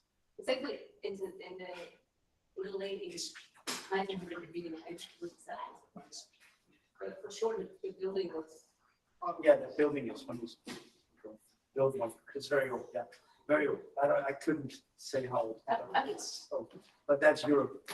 You know, we have old buildings. That's one of the charming things about it. I think that's what- It's very charming. Yeah. And La Fonda is very important to remember and notice and say that it's a part of the famous established association, Lake Victoria. Yes. It's a very strict criteria that you enter that, give that link to your hotel. very important as well is like you have a history preserving the local architecture and history. So if you are looking for the latest chateau, you will often find buildings and places where it has some kind of history attached to it. So you can actually absolutely discover gastronomy, good food and wines. And I just think it's important to mention that one thing that Marbella just nails in almost every single scenario in place is that even though now we talk about some very prestigious global chain, old buildings, very beautiful, stylish environments, is that despite that, the atmosphere is always totally relaxed and down to earth. And that balance is very true. I think, in my opinion, most places, if you go to London and New York, many of the places that are so-called high level, it can become a bit stiff and a bit formal. And this is not something you experience in Marbella, no matter where you go. That's what's left on there. Yeah. You go a little bit further, we have Villa Pedem, which is iconic place. That's definitely very wonderful. Very known for their very beautiful architecture and they all have a private collection of art. And the whole slot that it was built on, it consists of 3 golf courses and a beach club as well. And it's very nice golf courses. It used to be Ritz-Carlton. Now it's made by the Ananta chain, but they maintain renamed Villa Vigliana, which is basically it's an Italian castle that they built. Yes, So it's one of very the unique. amazing places to go. And also the show wedding venues, absolutely stunning. And since it's a bit away, it's actually the Benavís towards Estepona area. It's a place that you have to know to go there. And And also have 3 golf courses. fortunately, we discovered the place at an early stage. Luckily for us, we did. It's definitely a must to go to place. I won't forget the good cigars that I enjoyed on that terrace. It's a perfect environment to play for. To one of our favorite activities, things to do there is also that in the wintertime you have this cozy, almost Scandinavian or Austrian kind of ski atmosphere in this beautiful room where they have 2 chimneys and it's just right at the reception. But the room is always it's amazing. It's full of beautiful pictures and very nice atmosphere. You can definitely use a couple of days or 1 week to discover a lot of different small hidden gems in that church. Yeah. And also there's 3 golf courses. You mentioned earlier, if you are into golf playing, the Tramores golf, the El Carini golf, and they have the Los Flamingos golf club. Yeah. And the golf club there is also if you go next to it, a sushi bar. Yeah. Exactly. And there's those 2 places. So what other hotel do you have? I would have also to mention that in 2020, Michelle Obama was also visiting that. Very important. What hotels did you have in Michelle Obama? Very charming place. It's just right between San Pedro and Puerto Banús, so completely different location. Beach side, not very well known, but very cozy Spanish hacienda side. So stunning place, beach side. It's an animals only hotel, but sometimes they do invite families into different events that they have like Easter egg hunt and also Christmas, they have different activities. It's also a lovely place to go to if you are in Marbella. Absolutely. And when you're in Puerto Banús, there's a new hotel found like it's also here. Yeah, it's called Occidental now. It used to be called PUR, Pure, I think they called it, right? It was that's kind of very well-known hotel because it was more or less the only hotel in Puerto Banús. But now that is refurbished and it's much nicer, nice place as well. So that is Not on my top list, honestly speaking, but it's there. it's there. It's walkable. You can go to it. Very easy. Go to the Puerto Banús harbor. If you want to be in Puerto Banús, it's the best hotel. You don't need a car to go around. And then just walking distance from there, Hard Rock Hotel came recently. So that's another good option in that area. And Saturdays are the Saturday markets where you can find fresh fruit, vegetables, and local juice. So it's easy to navigate if you stay at these details. And if you're in the Hard Rock Hotel, we have the downtown, which is part of the Mosh chain, a very charming place. We mentioned it before, where they combine the Japanese cuisine, very outstanding cocktails, and flamingos. So an illusion, dancing and singing. So it's very dramatic, it's very special, and interesting combination. Los Monteros Hotel Yes. is one option. Things on the list that you mentioned. Yeah, which is in East Marbella. So that hotel is also, you're not in the center of the gold mine, so if you want to be a little bit away, we're still close to the Trocadero Arena Beach Club. If you're at Los Monteros, that's probably the best place close to, apart from the Dolce Gabbana Beach Club that you have at Los Monteros. So yeah, that's also one of the old traditional hotels with a very special atmosphere, and it's a bit out of the center, 5 kilometers away from the center of Marbella. So you have the beach club as well, and you have a tennis court. Yeah. So it's a little bit outside the city, but definitely worth it. But the beach on the east side is good, so that's one of the reasons why the east side is great. So if you're in Los Monteros, the beach is nice, and it is nice all the way up to the east side. So a lot of people say about different kinds of hotels, whatever you are into and whatever you're looking for. You're looking for a family location, you use a location with your partner, and a lot of good places to discover. So you have the Marbella Club Hotel, the Panamá Hotel, the Don Pedro Hotel, the Los Monteros Hotel, the Dogo Club, Don Pepe, the Hard Rock Hotel. There's one place we got, That one that it's what is worth it, was yes, recently refurbished right, in Marbella, 5-star hotel. That's very and that's a street front beach with amazing views and restaurants and bars Old Town. in the old So town. that's the only, Yeah, it's quite actually, it's big. the only 5-star hotel or beachfront in the Old Town. So yeah, if you want to be in that ancient part of the town, that's a good choice of hotel. Yeah. If there's more you want to add to this, 10 places to go or 10 plus places to go.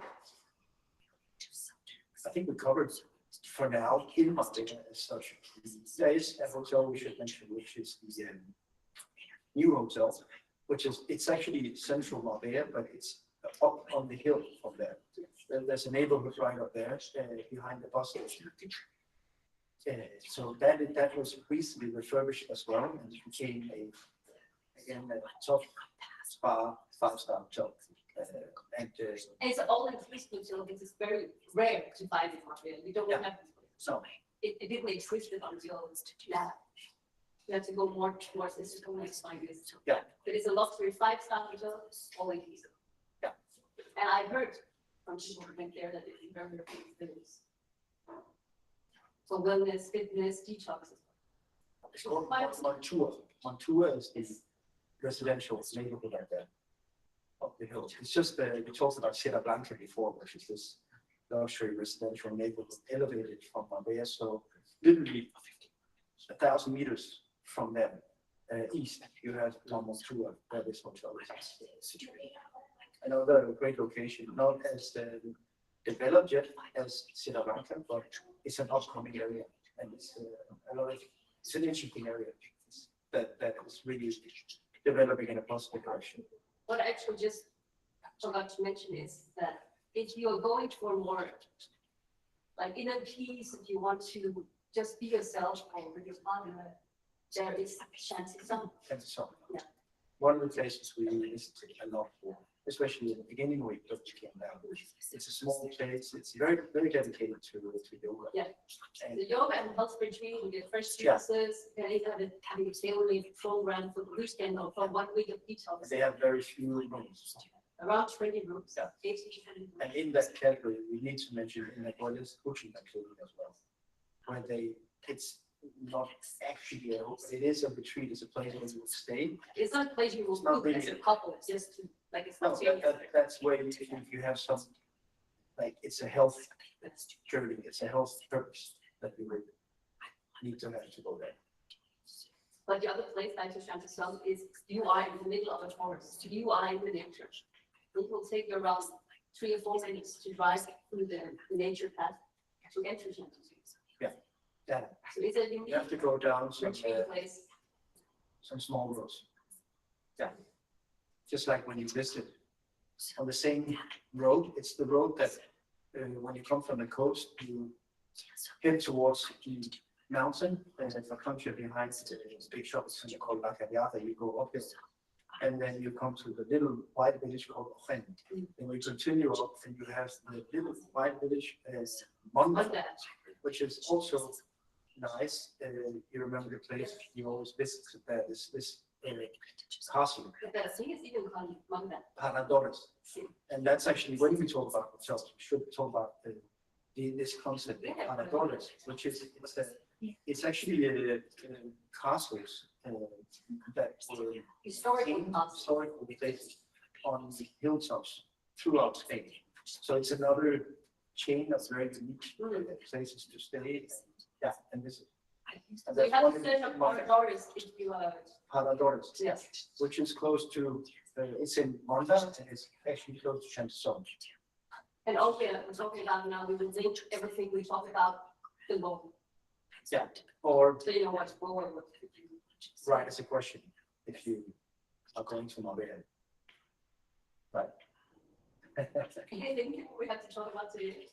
I think, of course, when we talk about this kind of, let's say, this style of visiting Marbella, I think it's very suitable for a few days, but we definitely need to talk about living in a house, in a home, that if you're there for a longer period of time through Airbnb or Booking.com, it's a really amazing way to stay. I would say if you go to Marbella for just a weekend or 3 or 4 days, stay at a hotel. If you want to discover Marbella and the surroundings, there's so much to see.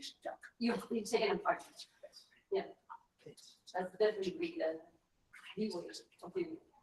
That's the Marbella list. That's the way. We covered all today. So what else, if we talk about Marbella, what do you think? We talked about hotels, places to stay, we talked about the most important areas in Marbella. So You're always very good to reflect on things, so I think I will ask you questions. And you start asking me. sometimes, but yeah, I think that it's we talk about this, the topic is that it's, I think most people want to have an enjoyable life, basically just enjoy it. Yes. And that's why I think that Marbella is becoming such a hotspot and such an iconic place in the world right now, because people more than ever, actually, especially through when we went through the last couple of years, because to say the least, it's very strange in some levels. So people just take action and they just want to create their lives and realize that the dream of lifestyle that they always have, they don't want to wait. They want to do what they want to do with themselves, their families, their businesses, their investments, their life right now. And that I think is the main reason. It's a mega trend we're talking about. Because actually this mega trend is something that can be seen worldwide. People are moving to a degree that hasn't been seen before, moving around, finding their spots, not necessarily their only home, but maybe they have two. A lot of people have one in Denmark, one in Spain. So that's a good combination. And then there are also people realizing that since so many want to get as much joy out of life as possible, they also invest in real estate to be able to rent out to all these people. The rental market is very, very strong. Why do you think there is such a trend towards Marbella? Yes, what you have been seeing in the last 3 years? I think it's based on my experience. I think it's one of the places. It's the place that I know that combine most good things in it's nature, it's natural lifestyle. It's very social. It's great for kids. You have amazing schools, great restaurants. Also talk about that, So- holiday schools as well. Yeah.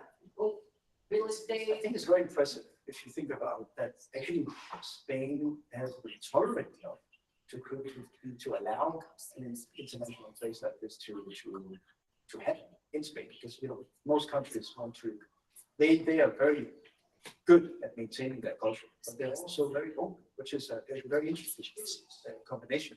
And they're so good at sticking to their roots. They're Spanish with capital letters, so they're proud of it. But at the same time, they're actually open enough and inspired to create this international hotspot as well. And they've allowed that since the 50s. And I don't think they'll stop it. So it is actually becoming more and more interesting, the place, for that reason. So what you will find about there when we talk to them, the Andalusian charm, the friendliness among people, they give this, kisses both sides of the cheek. Yeah. It's like a very warm and welcoming environment. Yes. Yeah. And although we, Beautiful culture. Yeah. And you will get across that when you're saying that because you cannot go there without being part of the beautiful culture, that Andalusian culture. yes, that's true. We'll be embraced in that sense, and because their culture is so strong, you will somehow be part of that. They won't give in. They won't let it go. It's their identity. The jamón ibérico, the gazpacho, the orange juice, the coffee, the things that are special for them, their specialties, their culture, their flamenco. The bread is won't let very it go. like the drink Never in let it the go. morning, Spanish people is like Yeah. toasted bread with fresh grated on Yeah. olive oil, and we toast the bread a little bit, Tostada, and you have sliced fresh fish. great. That's the So that, market of the Spanish way. and yeah, it's great how they stick to their identity, and I think that's what people love about the place. And then it's just impressive how they have also managed to create an international society. It's not that easy with Welcoming all the international with people. regulation and I agree management. with the place. Yeah, it's like it's a big hospitality sector, and the way they manage that is quite impressive. But I don't know any other place that places that many visitors. It's a lot of visitors in a small place. 20 million land and 20 million people land in Malaga. So it's a lot of people visiting this place. Yeah, Costa del Sol has 1.6 million people, and it's a stretch of almost 100 kilometers from Malaga to Gibraltar. And right in between those two significant destinations, locations is Marbella.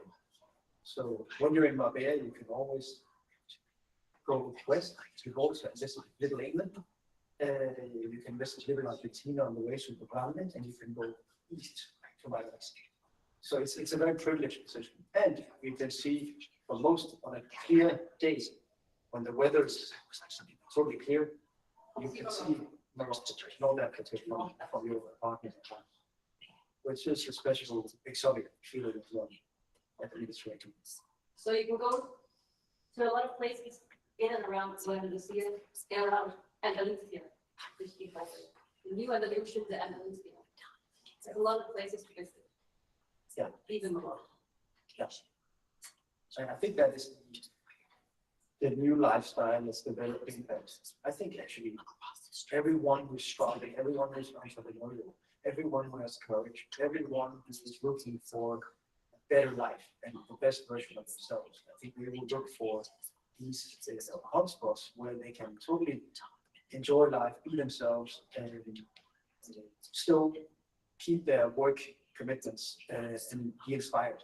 I think those places will grow in the future. We can see that is happening, and I couldn't imagine that would stop. It's just getting stronger and stronger.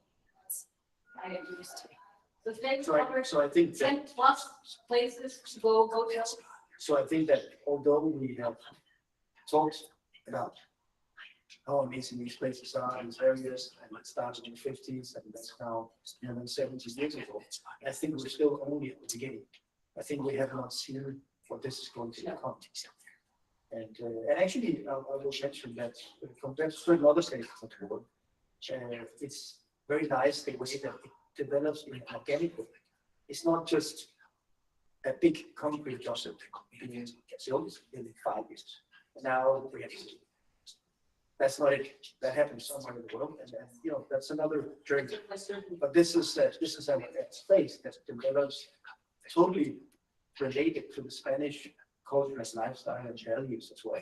So they are just very slowly integrated the international lifestyles as well. And I think that really is the future destination of people who are aspiring for the best of life. So let that be the last word today. We covered some plus places, hotels to go. That's the Marbella way. Cheers to that. And thanks for mentioning all the hotels. It's nice to have all the memories again.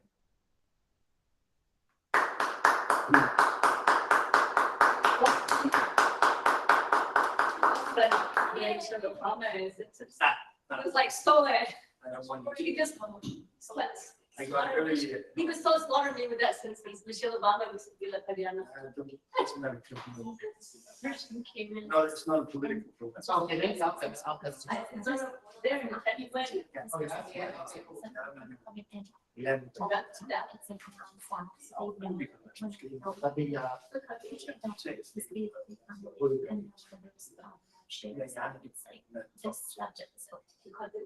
If it's something is a friend of the space and it's. See that. This was this was,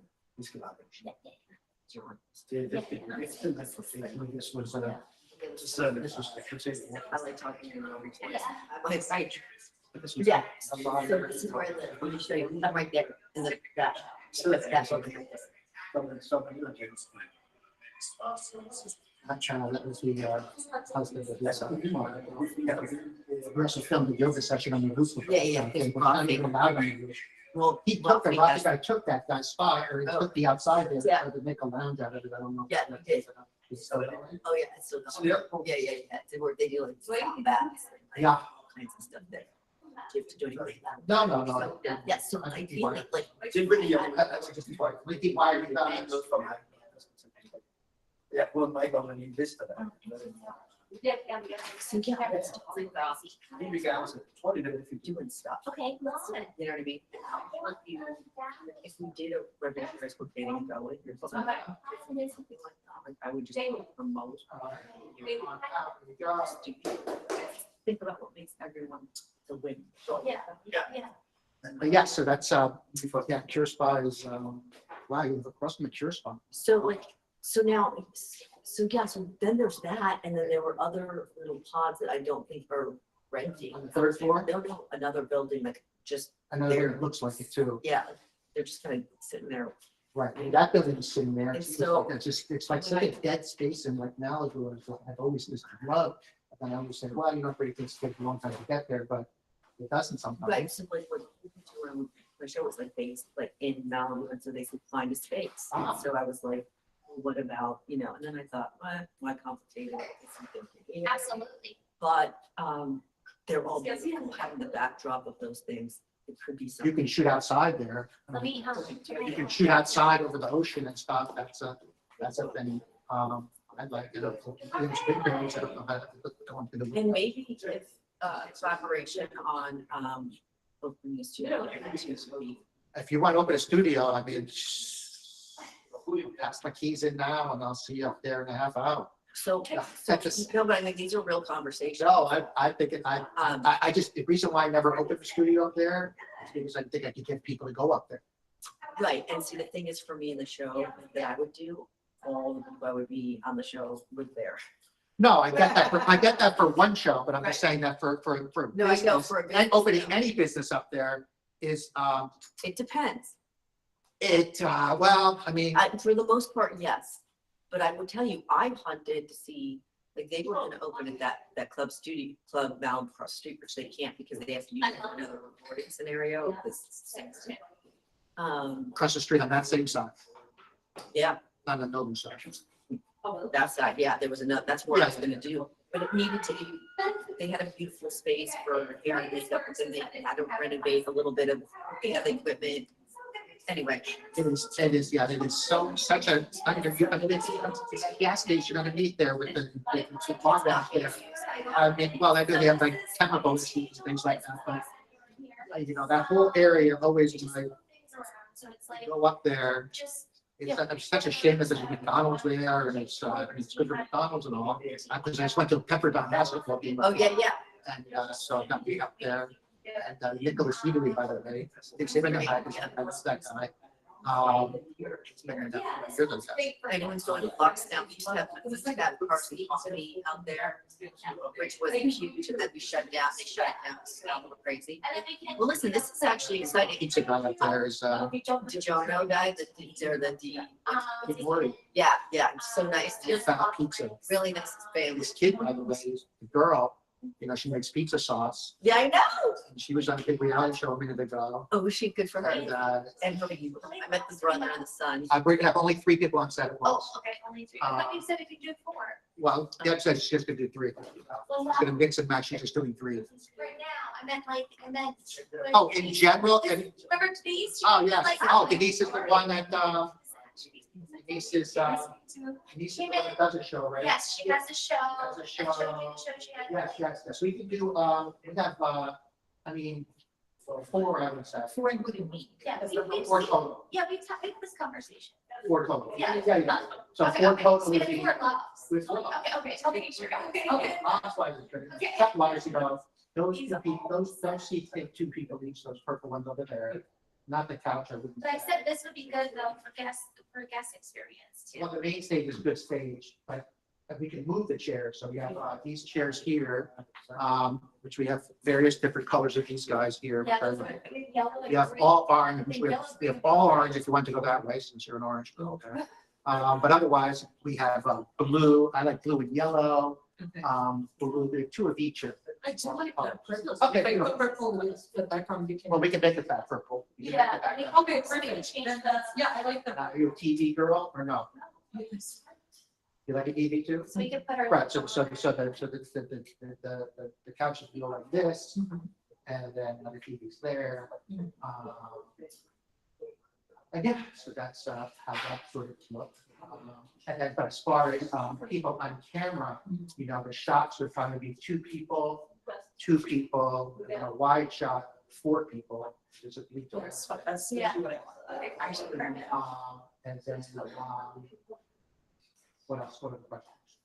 Well, we're just, trying to know if you could leave their costs, so. whenever- Yeah, I want to know the plus because. Yeah, so, yes, so this is- okay, so just now. Like, so we posted for our hour. And then you can find since switch to my switch.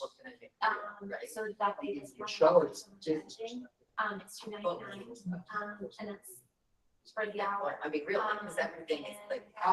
So you want us to verify. So like saying that then I'll also stream to. We'll do but by shopping, so if we want to do 5 shows, that's what we're going to look at as. But if you want. It used to be a Melville Road before that. I mean, But it's just asking. college, like it's, this For was. sure, the children's. Nice downstairs. Right. For city homes, are supposed to come and go. Right. Yeah. Yeah, that's, Andy, I need you for this one. Yes. Because this is what we were talking about with Denise's show, because they're 10 to 15 minutes. Oh, yes. And they're talking, she must do 5 episodes, so how do we? 5 total episodes. 5 total episodes in Right. 1 day of filming. Right, and the thing that always was confusing to me was, how would you get that many people in here at once? Are they the same people? They did it for season 1. too. No, I know, but I just said that for, my experience, it's so hard to get, so when a random person calls in, and I say, oh my God, nobody's getting, what would be 15 people to come in with a 2-hour window would be like insane, but, we tend to, because you can see, you have to switch out, switch sound tests and things like that, so it'd be 15-minute episode with 3 others, and some up to 3 others, whatever it is, they come out, I gotta mic them up, sound test them, about the wearing and this and that, and I want to rush anybody, we want to take pictures and, socialize, and, I don't want to be like factory, so we believe it's about twice the amount of time it takes for the show, so And we can split it up in days. It doesn't have to be the same day. it's good, it's better for us, it's cheaper for us. It's better to do it one day and just. Everybody's sitting there, Yeah. ready, at least you are, ready to go, and we sort of got the angles and set up, and the cameras are set, because we're switching shows around. So that's better.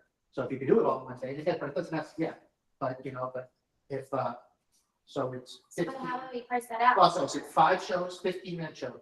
So Yeah, that's 30 minutes a show times 5, that's 6, that's 3 hours, right? oh, yeah, So it'd be about 3 hours. So will we editing or not?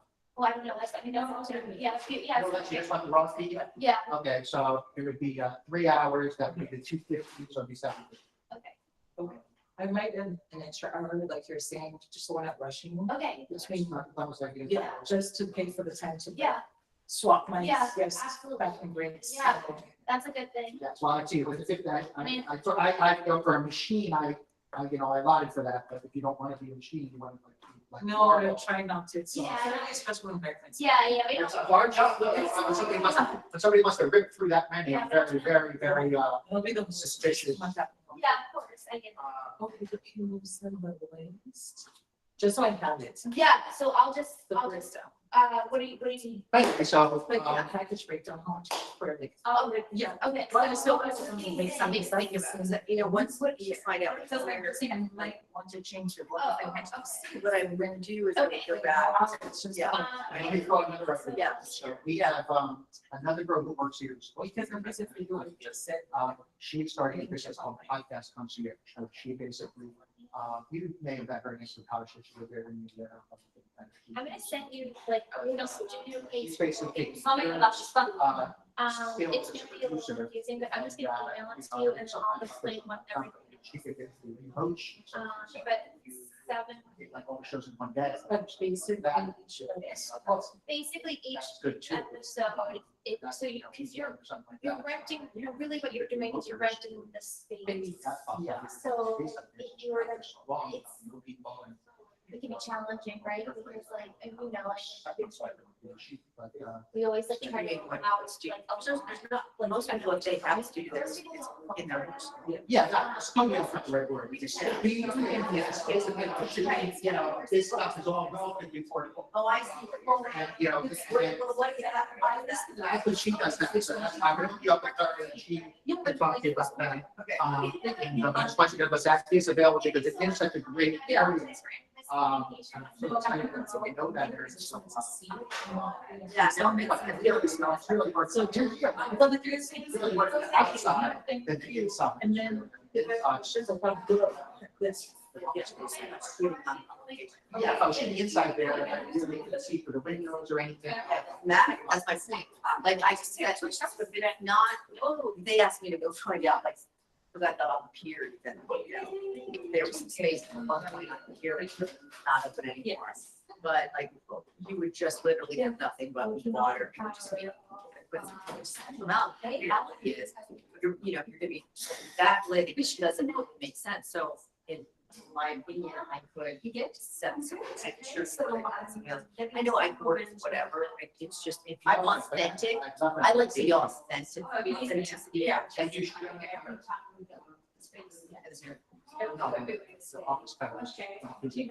Yeah, I like that talk to us. Yeah, that's everything.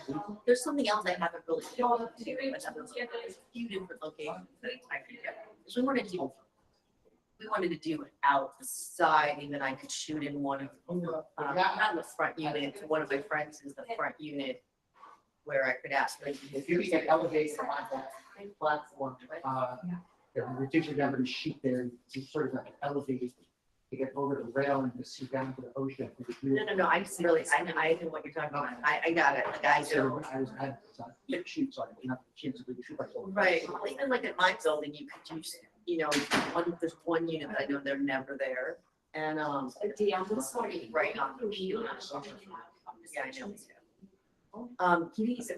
Anyway, the contract. I didn't see them. Just wanted to chat. I have a hard time, with- I like to focus. Yes. I mean, I'm very focused when I talk to somebody, tell me, It's, how are you? I'm This good, is how are not- you? I can't miss you. yeah, actually, came on to the day live. The major papers thing, we have that. No, we were. Oh, I actually missed this also. They were Actually, it's massively accomplished, sort of. I'm just- Creative. We're just talking about podcasting and she said, it's sure that she wants to make, because she lives now, she lives in the, she lives in the across her, and I know Valley, but she lives in Rocky, could be across her. Oh, okay, yeah. In that building that I love. Remember that.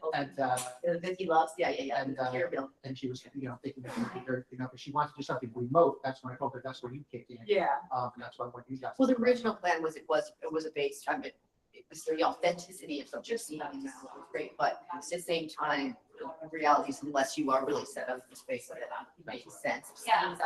I can dress it. Yeah, love to dress it. And it's not becoming inauthentic, it's just. No, that's the, no, You also Yeah. want- Yeah, you also want to look good too, right? Like, and to keep it Yeah. consistent. But he was mentioning that you go to locations. Yes. Is that you bring?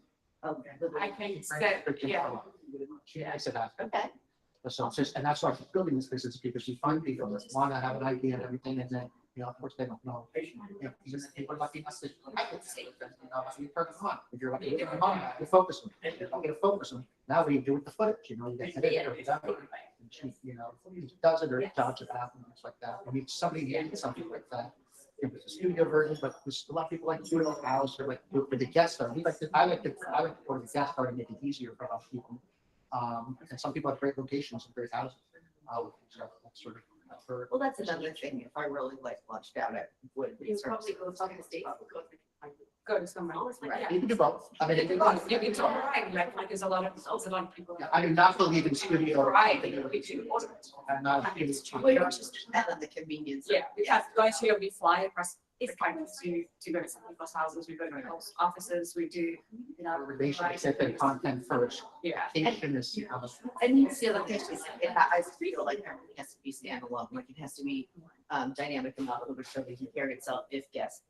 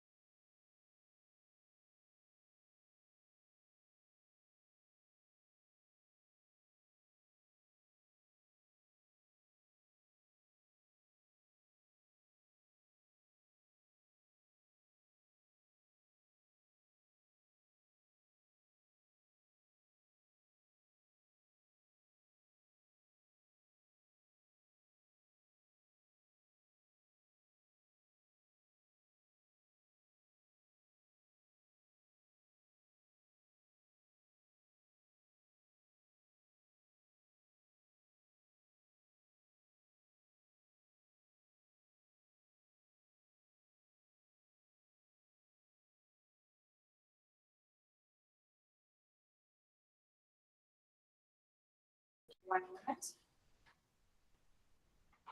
And be ready? Ready? Oh, Helen, I didn't actually say, listen, if you want to say anything directly to camera, your camera's the top camera. That one, yes. Okay, great. Thank you. Okay. Oh, before you record this camera, I need to check something. Visual might face me. You have to go check something. She's got it. It's good. Sorry.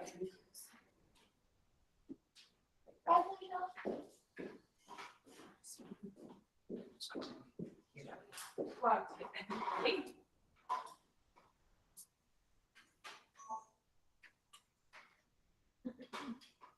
And I was thinking, yeah, I'm gonna open up anything you want to talk about. That's that. Wow.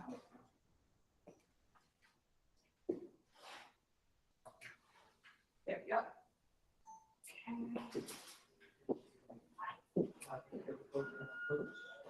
Excellent. Programs on forecast? I don't know. Because I did it. Then I'll stop there. I don't think that's a. That's what I did the other day. I don't think you do programming for me. I did, it gave me the option the other day. Just gonna go each other anytime.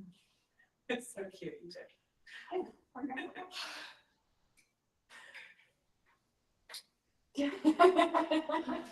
So cute. All right, roll it. Anybody, take them sound, I want to extension on good. okay. Yeah, but there's no issue, but I'll fix it. So about half an hour, is it? Yeah, about 35. Okay. 3, 2. Hello, everybody, and welcome back to the Law of Attraction Secrets podcast. I'm your host, Natasha Bresciano, and today in the studio, we have a beautiful human who I know you're going to relate to. You're going to learn so much about intuition. Today, we're going to tap into all things about the divine feminine as a man or a woman. Today, we're going to talk about everything that makes you feel alive and how you access those higher frequencies to manifest the life of your dreams.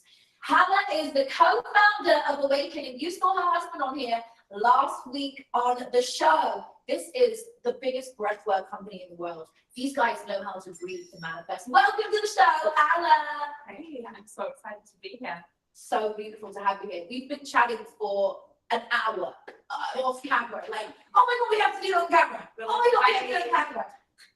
There were so many things that you just filled with these like golden gems of knowledge.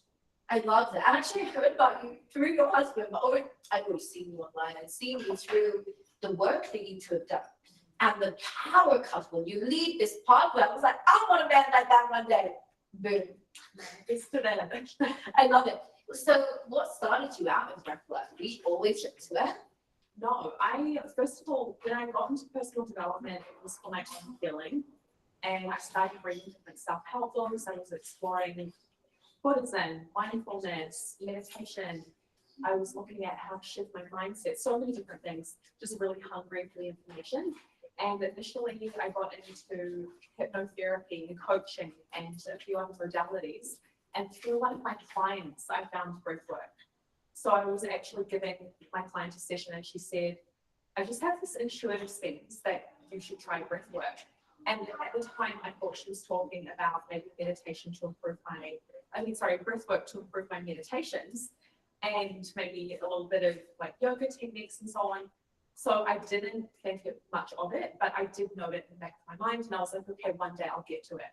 So fast forward, I was in Bali, and Lucas and I were at a cafe, and I saw this little poster on the wall that said breathwork workshop. And I knew that I needed to at least check it out. We had our holiday. I was like, this is a perfect time to go. And I remember saying to Lucas, let's go and check out this breathwork workshop. And he was like, I already know how to breathe. No, thank you. I'm not kidding. And we laughed about that now because I had this wave come over me of fire. And I know that you would have this as well. Sometimes the woman just knows, okay? And in that moment, I knew that we needed to go. And so I was like, we're going to get on the bike. Let's get to this workshop. We were the last ones in the door. And we started doing these breathing techniques that they were teaching. And within about 10 minutes, I realized that it was nothing like what I thought. And so, I mean, the podcast that you did with Lucas explains a lot about going into non-ordinary states of consciousness and how powerful breathwork actually is. Yes. But long story short, I'll just say that that experience changed my life. And I got up and I knew that this was my thing. Like I was converted. I knew I needed to study everything that I could about breathwork. And that sent Lucas and I on a different trajectory. So up until that point, he was tattooing and really more of a creative. And when we experienced breathwork, he was like, I found something that I can envision myself working with to help people in the way that you do. And so fast forward, we now have a company together. We tour all around the world and share these events, share breathwork together.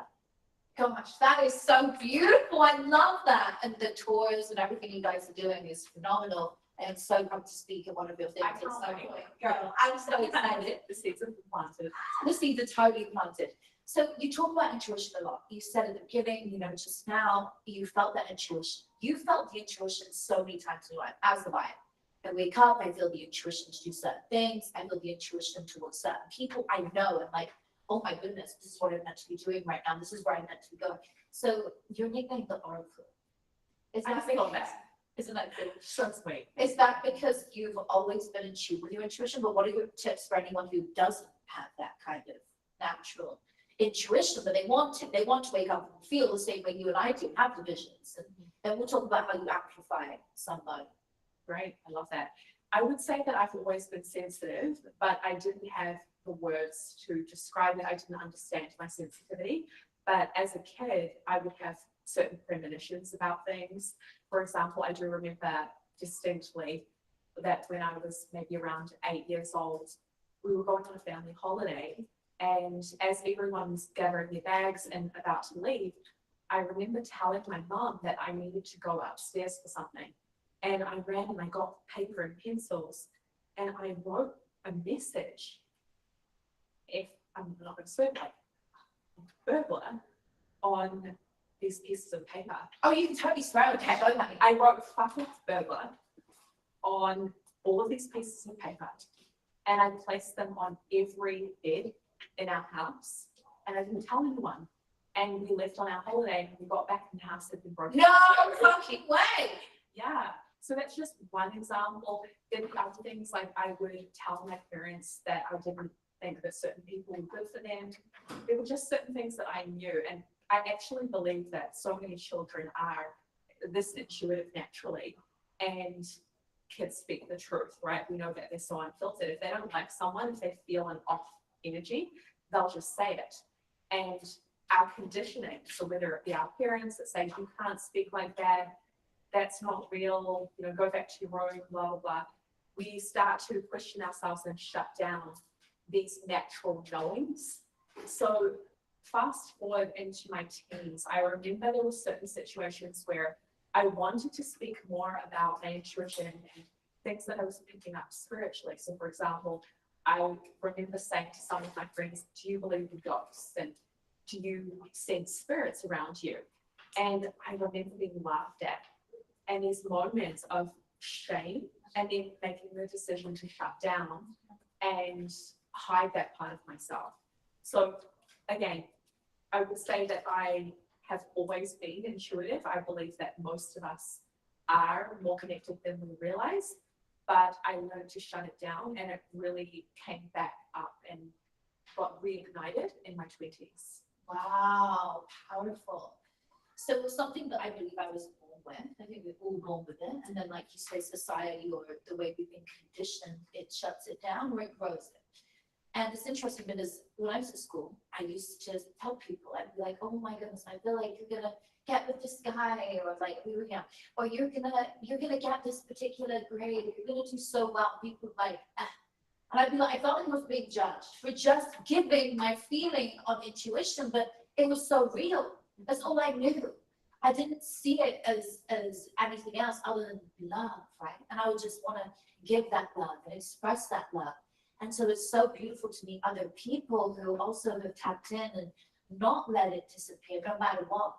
And it served me in a later life because here I am now. I've used my intuition to have manifested my entire life. Like every single thing around me, I manifested through my intuition. Right. I knew I was meant to be a motivational speaker because I heard the words pop into my head one day when I was at my lowest point, when I thought I was gonna die, and the words came, "You're gonna be a motivational speaker," and that was the hope I needed to get me out of that place so that I would go on with a bigger purpose in life and quit thinking about the shit I was going through. I'm focused on, hey, if I get out of this, I'm gonna help other people. So that situation, right? You talk so beautifully about how intuition amplifies in a relationship. You and Luke's been together 17 years. You guys are so inspirational. You're so beautiful together. When I saw you online, the two of you, you know, doing the breath work with Travis Barker and this one and that one, you celebrities, it was amazing you work with. But I would look at it and I would go onto your pages afterwards and see the love, see the genuine connection. You do business together, you work together, you fucking own life together, you're in love together. Like, how do you do it all? Look, it has been a journey to get to this point. I'm not going to say that it's easy. I think that when you find your person, you still have to figure out how to do life together. And some areas come more naturally than others. So for a start, the foundation of the relationship that I have with Lucas is that we are best friends. So we genuinely want the best for each other, whether that means that we're together or not. That type of love is actually what keeps us together, because we're so committed to each other's well-being and success and purpose. And it's sincere, it's honest. It's not like, I want you to be happy to the extent that you're with me, that you make me happy or you fulfill my needs. No, I genuinely can say, I want what is best for him. I love him that much. So that level of devotion to one another is felt. It's a given in our relationship, and it builds this respect, like ride or die level of trust. Wow. And from there, getting into business was a whole other level. Like, I had my way of doing business. I was running my own thing at that point, and then to bring him in, he's very creative. He's not very structured. He likes to do things his own way. He was used to working in a tattoo studio where he had people doing things for him, like managing his schedule and yada yada. And then we get into this business, and it's like, okay, we've got to figure out how to do this together. And also, you know, people are aware that in relationship, you can have certain roles that work romantically that don't work in business. Like, I need to put I saw you talk about this on the podcast with Lucas. You've got to put your trousers on, your pants on, you've got to get into boss mode. That's that masculine energy. And as women, we also get to play in that energy. So I had to figure out how to relate to Lucas in my masculine energy while keeping that spark alive and respecting his right to feel powerful and purposeful. And it's a dance. So we're figuring it out day by day. I feel like we're doing really well. And a big part of that is getting clear on what you're both good at and what you're both not so good at. And then allowing each other to stay in your own respective lane. So I think of it sometimes like we divide and conquer, but we also do so much together. I just recognize that there's certain things that Lucas is best to handle, and I trust him and I let him handle it. And I'm like, you go do that. Let's go into our divide and conquer mode now, and come back and let me know when it's my time. Wow, I love that. So really deciding your lanes, it's a knowing. Okay, and then you talk about amplifying a man with them. I believe when we're with somebody, we can either diminish them and drag them down to our own personal motive, our own personal gain, which is actually our lack. Where you say to the person you're with, oh, you look shit, or you shouldn't be doing that, or they think this of you. That's simply to make yourself feel better.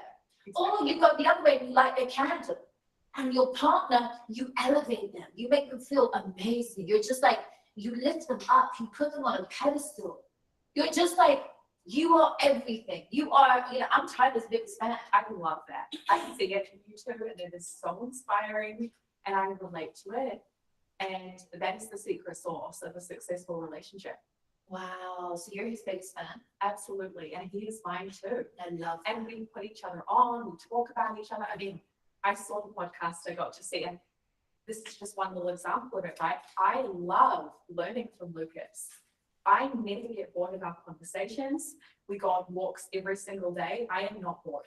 We feel both so stimulated in the relationship because we're interested in each other's ideas. So whether it be going on our daily walks or me tuning in and watching the podcast, I want to hear what he has to say.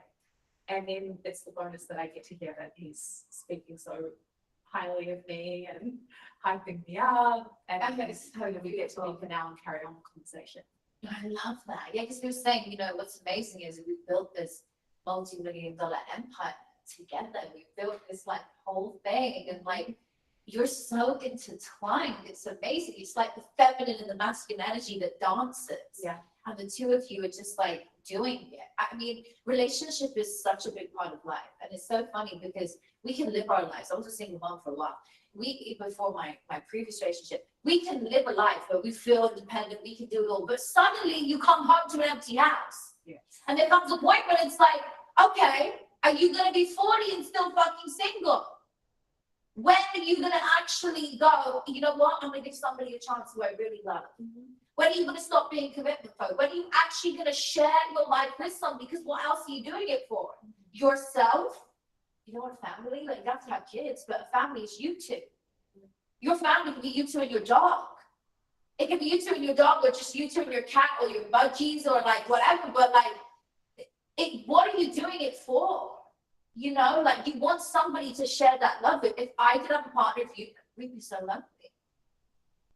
Yeah, I believe that life is so much better with a partner when you find the right person, of course. I mean, respect to everyone who is out single right now and doing your own thing and being healthy and well and loving yourself and surrounding yourself with people. But we're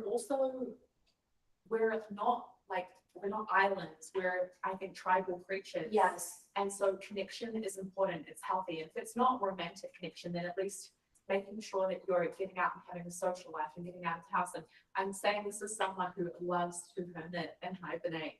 But I have to remind myself that yes, you need to get out in the world and you need to interact with people and be open to love, and be open to being vulnerable, be open to your flaws being witnessed. That is how you let love in. Very true. That's beautiful. Oh, I love that. I got goosebumps when you said it. How do you manifest? You've manifested this entire business. You've manifested so much love into your life. I just love hanging with you. You're in my house over there. I'm like, oh my God, I just think you're a beautiful soul. How do you manifest? What are your techniques? I feel like a lot of the techniques that we have figured out along the way, Lucas and I, are probably quite aligned with what you do with scripting, visualization, mental rehearsal, rebringing the breath work. Going into a non-ordinary state of consciousness is huge for us because I recognize that the quicker you can embed a new belief in your subconscious, the quicker you can embody it. Amen. Right? Yes, totally. And amen means, and so it is. Yes. So embodying what you believe, what you aspire to ultimately is going to accelerate it manifesting into reality. One of the things that sometimes people will ask us is like, how do you work with these high profile people? How do you end up working with these clients? Like, that must be a dream come true. And I can say that if you don't believe that you are worthy of something, then when it comes along, you're going to fuck it up, right? We self-sabotage when we feel inadequate.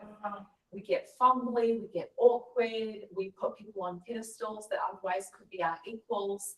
And so I think doing that inner work to anchor it like you do, I mean, all of the work that you do with the Scripting Society and so on is so powerful because we're giving ourselves the opportunity to decide what identity we want to adopt in life. You got it. And then when you choose that identity and you consciously claim it, you embed it in the subconscious, whether it be through breath work or scripting or meditation or hypnosis or whatever it may be, it all works. Then when you go out into reality, you are a calibrated vibrational match to those things. So I would say that for me, when it comes to say these like opportunities that do blow my mind often, where I'm like, is this really happening? Pinch me. The reason why it keeps happening is because I'm relaxed in the occurrence of it. And people around me feel that. And it's like, okay, this is natural. Like, this is where you belong. This is where you're meant to be.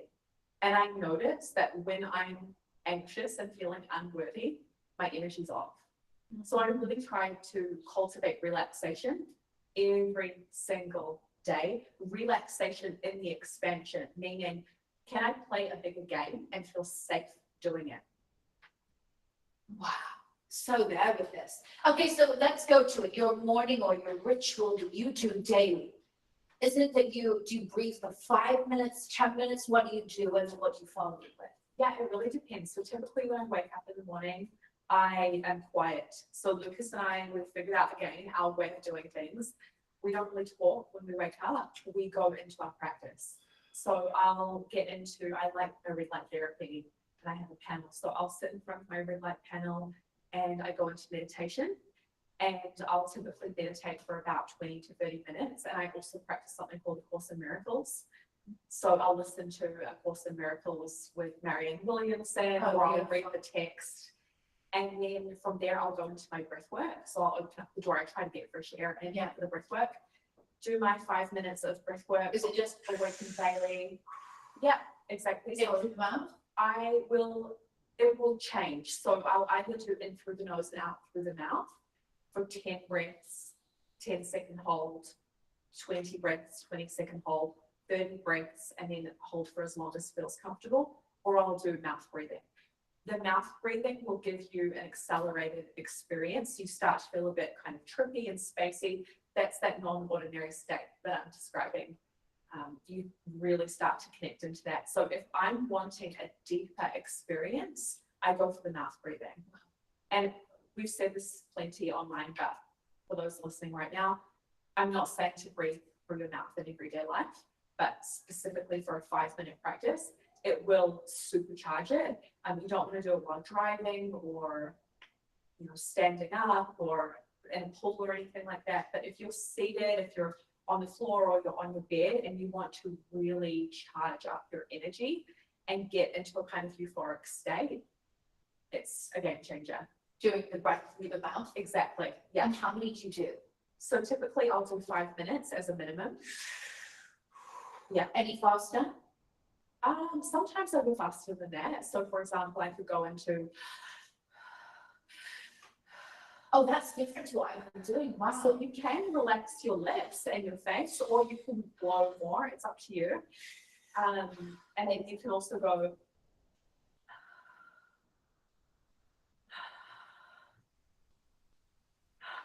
Right, so you'll start to feel that lightheadedness. You'll be familiar with it. I know you. Oh, yeah, yeah. Like you're seasoned there in it. So that's typically the start of my morning routine.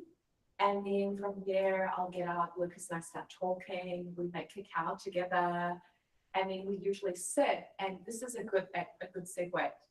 So usually what Lucas and I do daily is, we call it tuning in. So we'll have our cacao and we'll sit on the couch and we start to tune into our intuition and see if we have messages to share.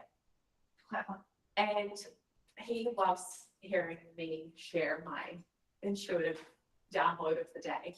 So usually it will be him saying, let's tune in, what have you got? I want to hear. And I'll start tuning in and I close my eyes and I breathe and I feel and I allow my intuition to come and I start to scan over our life.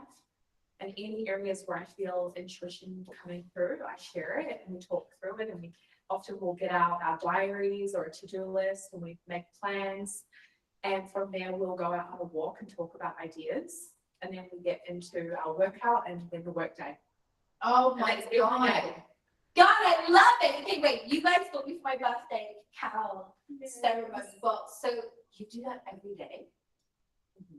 So how, you do the full cacao ceremony every morning Pretty much. I mean, I would say if there is an exception to it, like let's say if he's got a client really early or if I do Yeah, or yeah. something like that, there might be an exception, but generally that is out every day. And it's been like that, I'd say for about 7, 8 years of consistency. Do you get that same hit that you get with the normal cacao ceremonies, doing it every morning?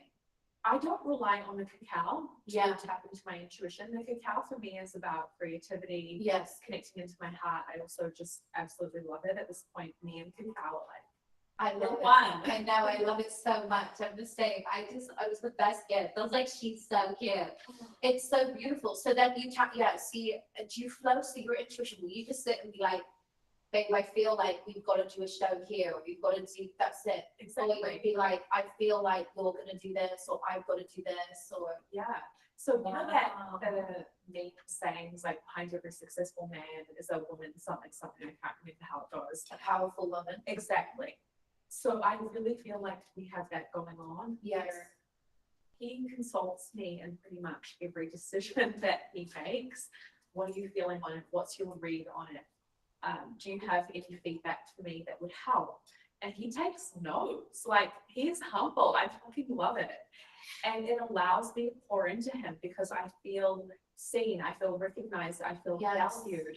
And also it's a win-win. Like, why wouldn't I want him to be successful? Because it makes me happy and it feeds back into our life and 100%. relationship. So I just, yeah, go to town on helping him as much as I can with my clarity. And we've done it enough now that I've seen it works. And when I offer him guidance, it tends to lead to more success and results. So we've got a good formula going. Oh my God, I love that. It's so exciting. Did you know he was your soulmate when you met? Because he spoke on the show about you guys making a soul contract. Yeah, What's that mean to you? Did you know he was your person? I didn't. No, I didn't. So Really?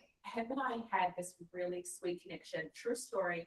We met at a nightclub Got goosebumps and I'm also laughing like right now. 18 years ago. I can't believe this happened. I had fake ID. Even cooler. Yeah. And this was in New Zealand. Had my fake ID. I was with all of my girlfriends. We were all single. He was with all of his guy friends.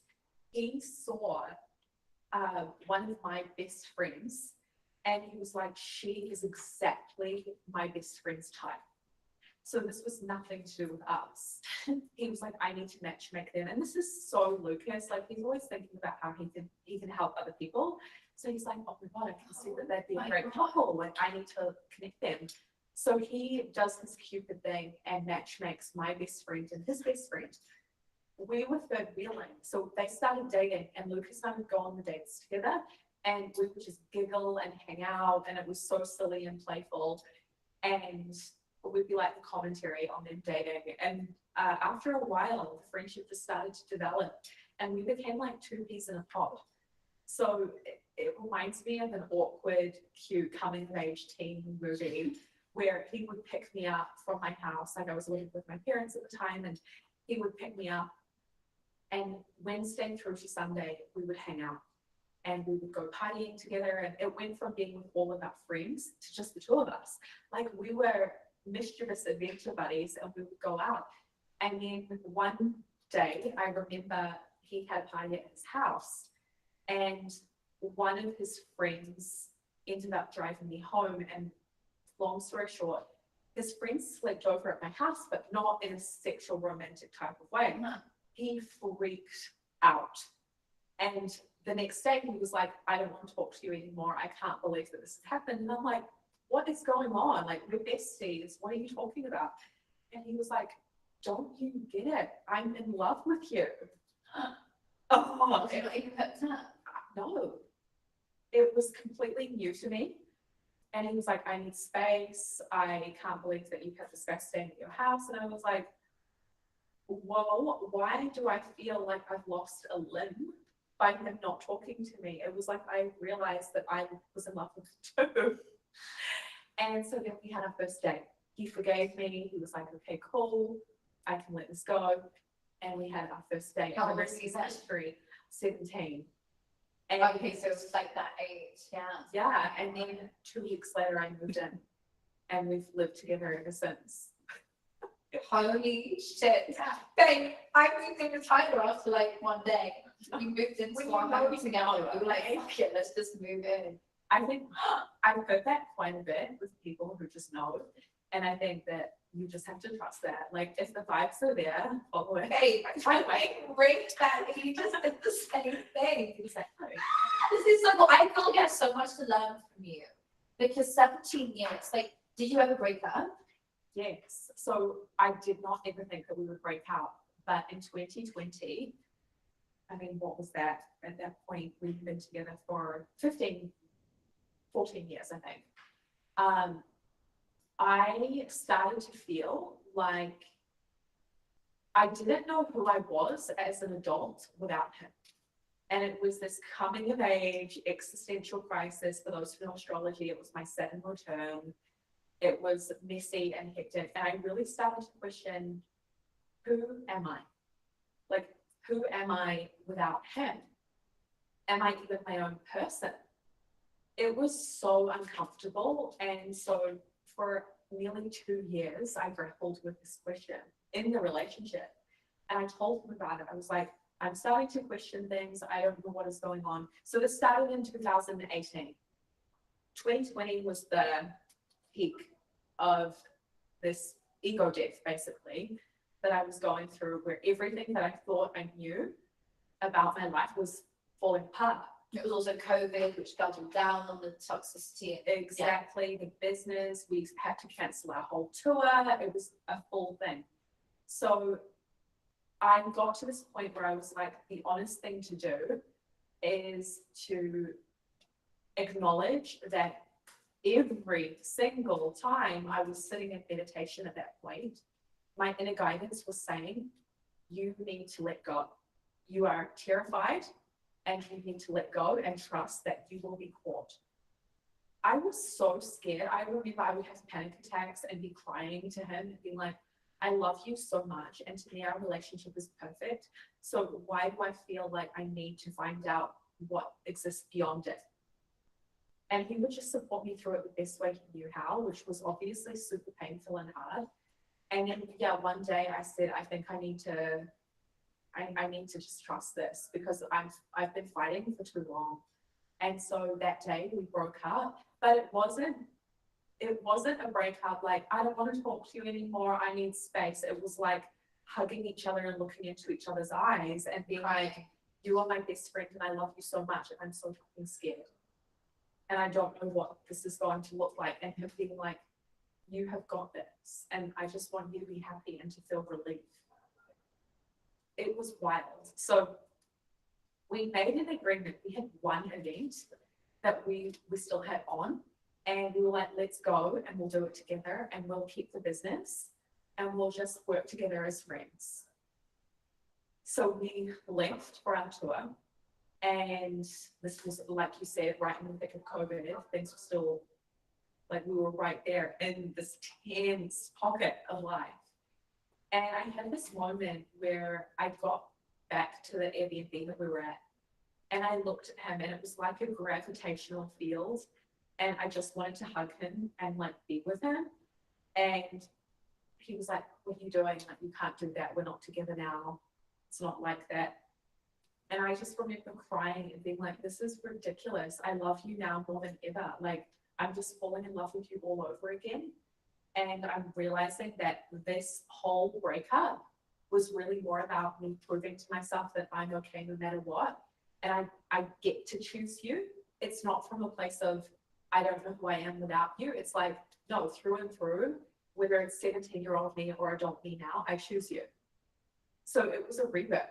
And I guess what I would say to anyone who is going through a tricky time with a soulmate relationship or with someone that you feel like you're meant to be with forever, it happens. I've subsequently heard from actually a lot of couples who have been together like 25, 30 years and beyond, who say that these cycles happen in relationship. And if I had known that, I would have related to it differently. I probably would have had a lot more trust that I'm in like a growth phase and I just need some space. Having said that though, I think a part of the magic was that I fully believed that I was leaping off the cliff. I was like, this is it. Did you feel like you found your identity in that moment? Do you feel like you found who Hala was without Lucas or not? Yeah, I did. And you know what? More than anything I found was courage and self-respect. Because I was honest and I followed through on my word and I communicated to him the whole way. I didn't go out and date anyone, I didn't hook up with anyone, nothing. We were together the whole time, but it was this feeling of like, you can do hard things and you're gonna be okay. I mean, another fear that I've had being in a long-term relationship, honestly, is him passing away. Like when I'm old, I think about that kind of things, that kind of thing. It's so morbid, but I'm like, how will I even survive without my person? Yeah, I speak about this and I feel like that's why they say, well, you can die of heartache. Yeah. Heartbreak. Right. I believe that so fully. So like you can totally die of heartbreak. And the souls are intertwined. And you came from the previous life into this one and you'll go to the next. Yeah. Yeah, it's emotional. It's so beautiful. I never believed in one soulmate. I And I know. also, like, but I also, I believe that some people have multiple soulmates where they had a previous lifetime, there's another one, it's just different. Time doesn't really exist. It's just like, but I actually don't think there are multiple, I now have to say, having been here in this moment, there are not multiple soulmates in one lifetime. There is one in this lifetime. That's where I feel now. And we feel like someone's our soulmate, but it's only when you meet your actual soulmate that you go, fuck, what the fuck was that? Right. That was not a soulmate. That was, or, your soulmate should play, essentially. Some people separate them, but I think, there's such a difference. So I didn't believe in one person until I meet people like you. I love that. And then I see it, and I'm like, no, that is their soulmate. And then I'm in that situation. So I'm like, wow, when you know you're with the right one, all the other things you felt just fade away. And of course, you'd be with them if it would be your actual soulmate. But we get caught up, and I've even said it, like in fucking interviews, oh my God, this is my soulmate, because I'm so excited by it. But actually being in it is a totally different thing.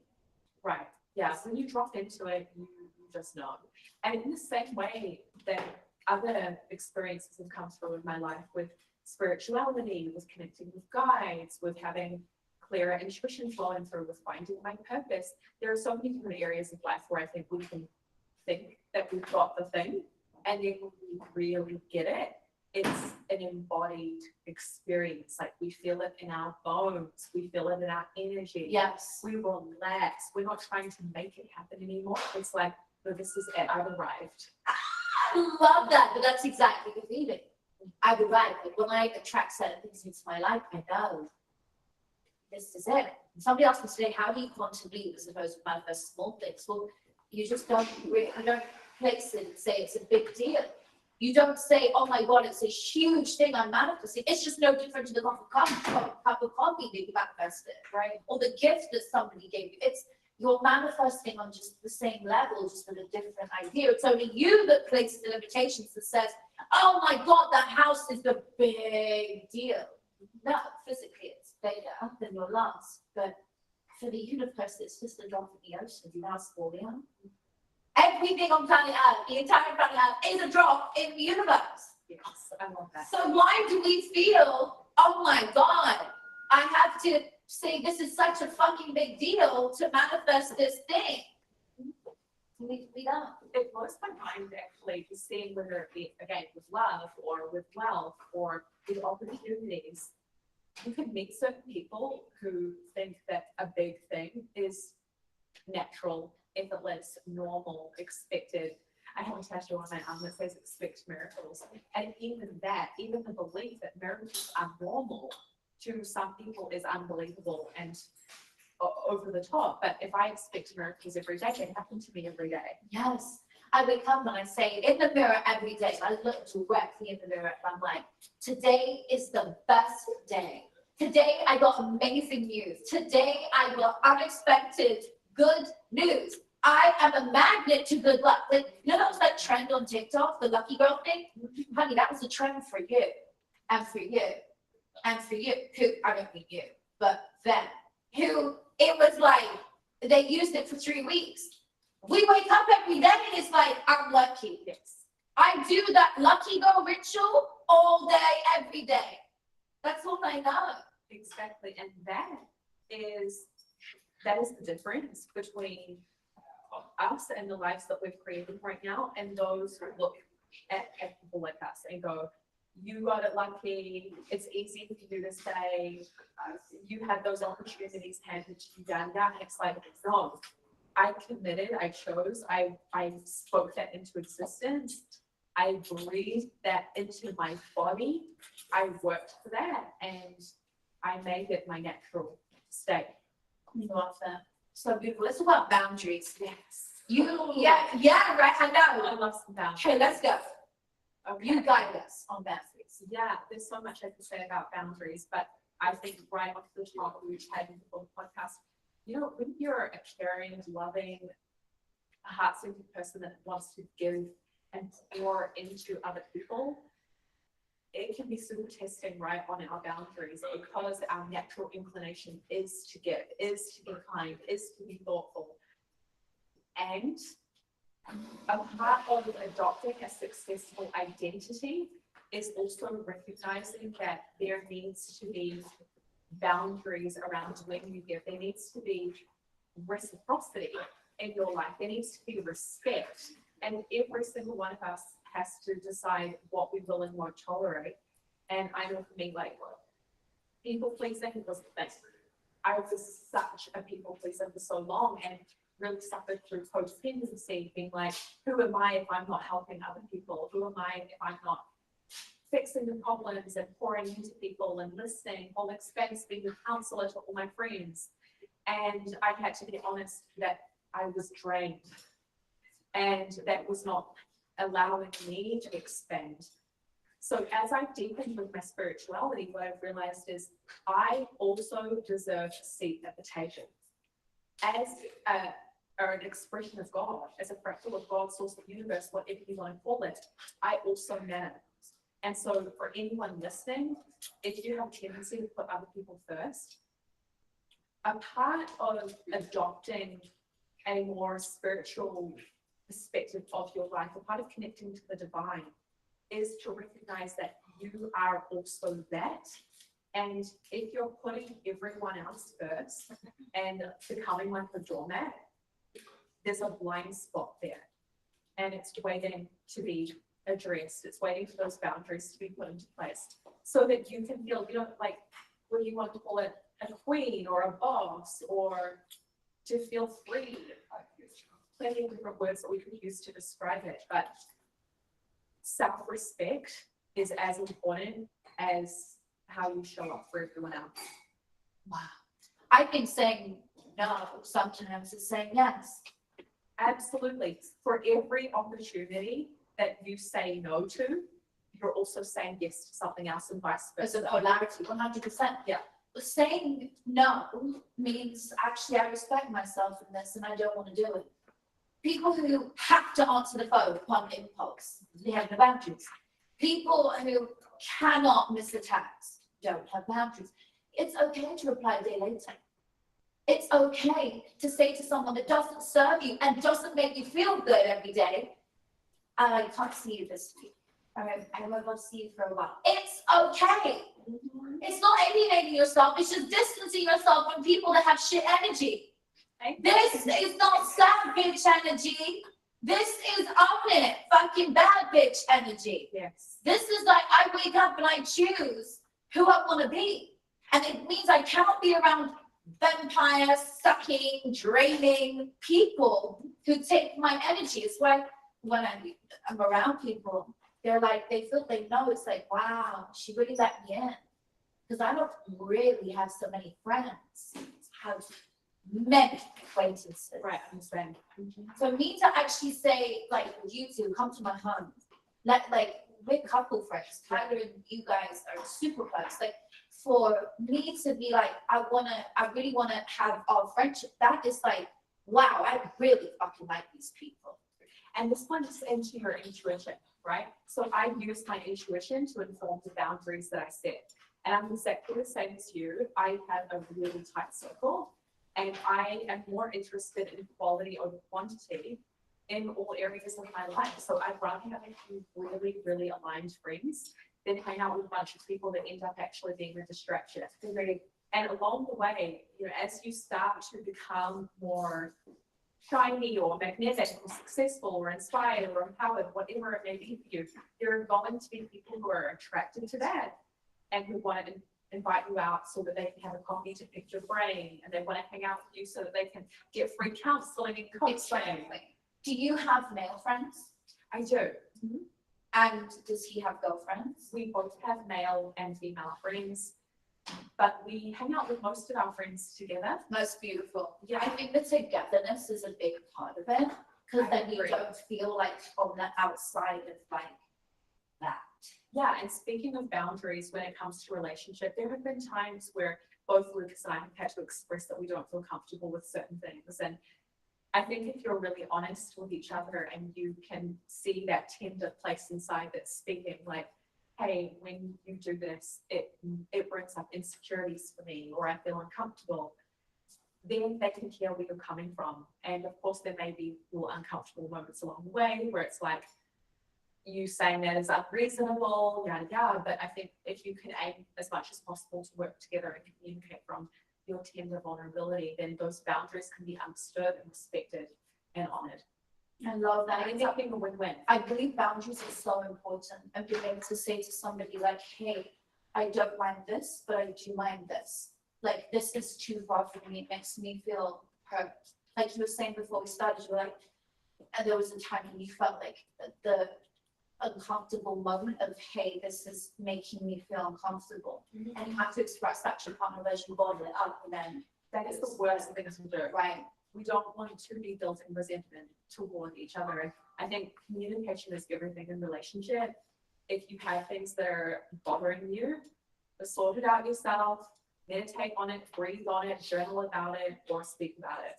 100%, and just actually be able to express it, because that's when you know, like, fuck, we are a couple who is indestructible. Like, we can do this, because you listen to me and I feel seen. And you feel safe. Yes, exactly. You said that so beautifully. Like, I feel every morning when Lucas and I sit down and do our cacao ceremony every morning, I feel seen, because he listens to my intuition. He says, what's on your mind? Tell me, what can you see? What do you feel? And then you go for it, and then you express what you feel, and he listens, and that's how you got into this place for 17 years. The whole way. There wasn't like a year out, 2 years out. It was like, no, bitch, we did this. We're doing this. Yeah. 17 years. It's not like an in out. When you do break up, that's not your soulmate. That's just like an ego, like lustful relationship. We've all been there, by the way. Like my first love, I was in and out of it, and I thought it was my soulmate. Oh my God. Only when I met Tyler did I realize what a fucking soulmate is. Yeah, It's so different. it really is. And there is an ease to it. I see so many people in relationships who play games. It's so complicated and it feels like such hard work. And I really pray for everyone listening that you can experience the ease of being with someone who you feel safe and respected and like you can speak your truth. It doesn't mean it's easy.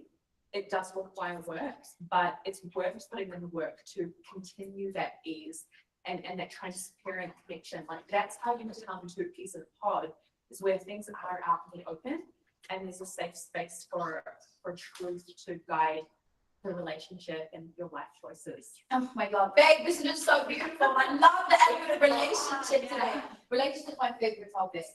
The audience love it. Our audience here at the Law of Attraction Secrets, they are massive into relationship and biohacking. You just found out of fucking Bryce.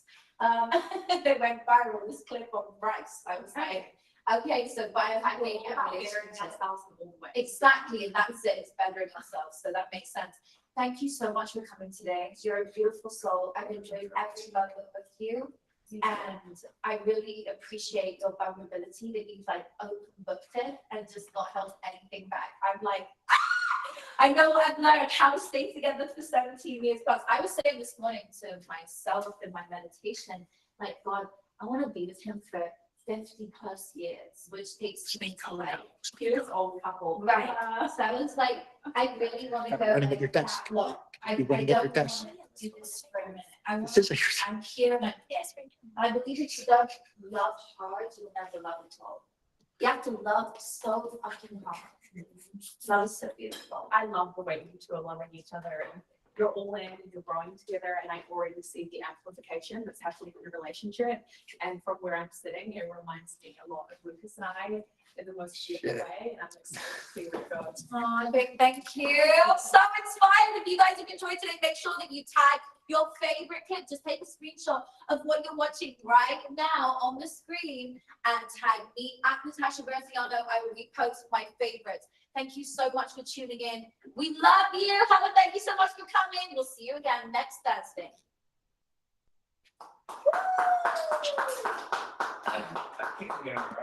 You came in right at the end, Kennedy. Oh my God. You did it, babe. You're amazing. It was so beautiful. 2 glasses of wine. Yeah, you did. You want the wine? Wine store? Oh. Oh, really? Let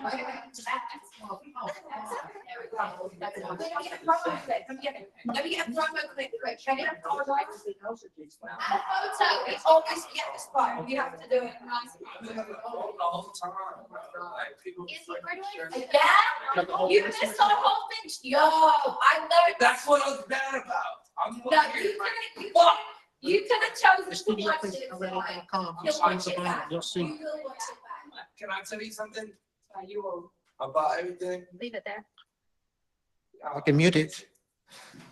No, I'm don't. over here to load the truck because I'm over here going crazy on people talking about Airbnbs and shit, talking about BMI, talking about management. I got a lot of shit going on over here. Plus podcast with my beautiful wife over here that's about to have a baby. And I'm mad that I did not. I was pissed off.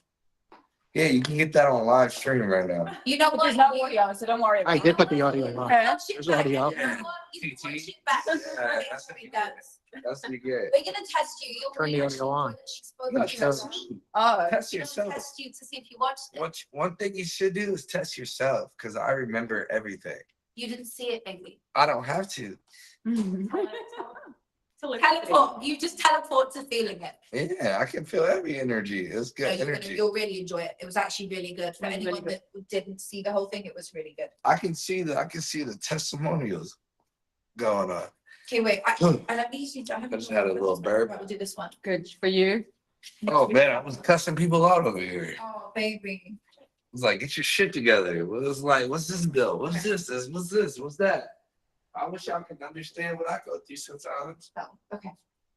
Guys, today on the Law of Attraction Secrets podcast, I have my gorgeous gal, Hannah, on. She's the other half of Lucas, who just came on the show. You can tune in right now and watch it. We talked all things relationship. We talked. Boundary. Yeah. Intuition. Everybody, let's give her a round of applause.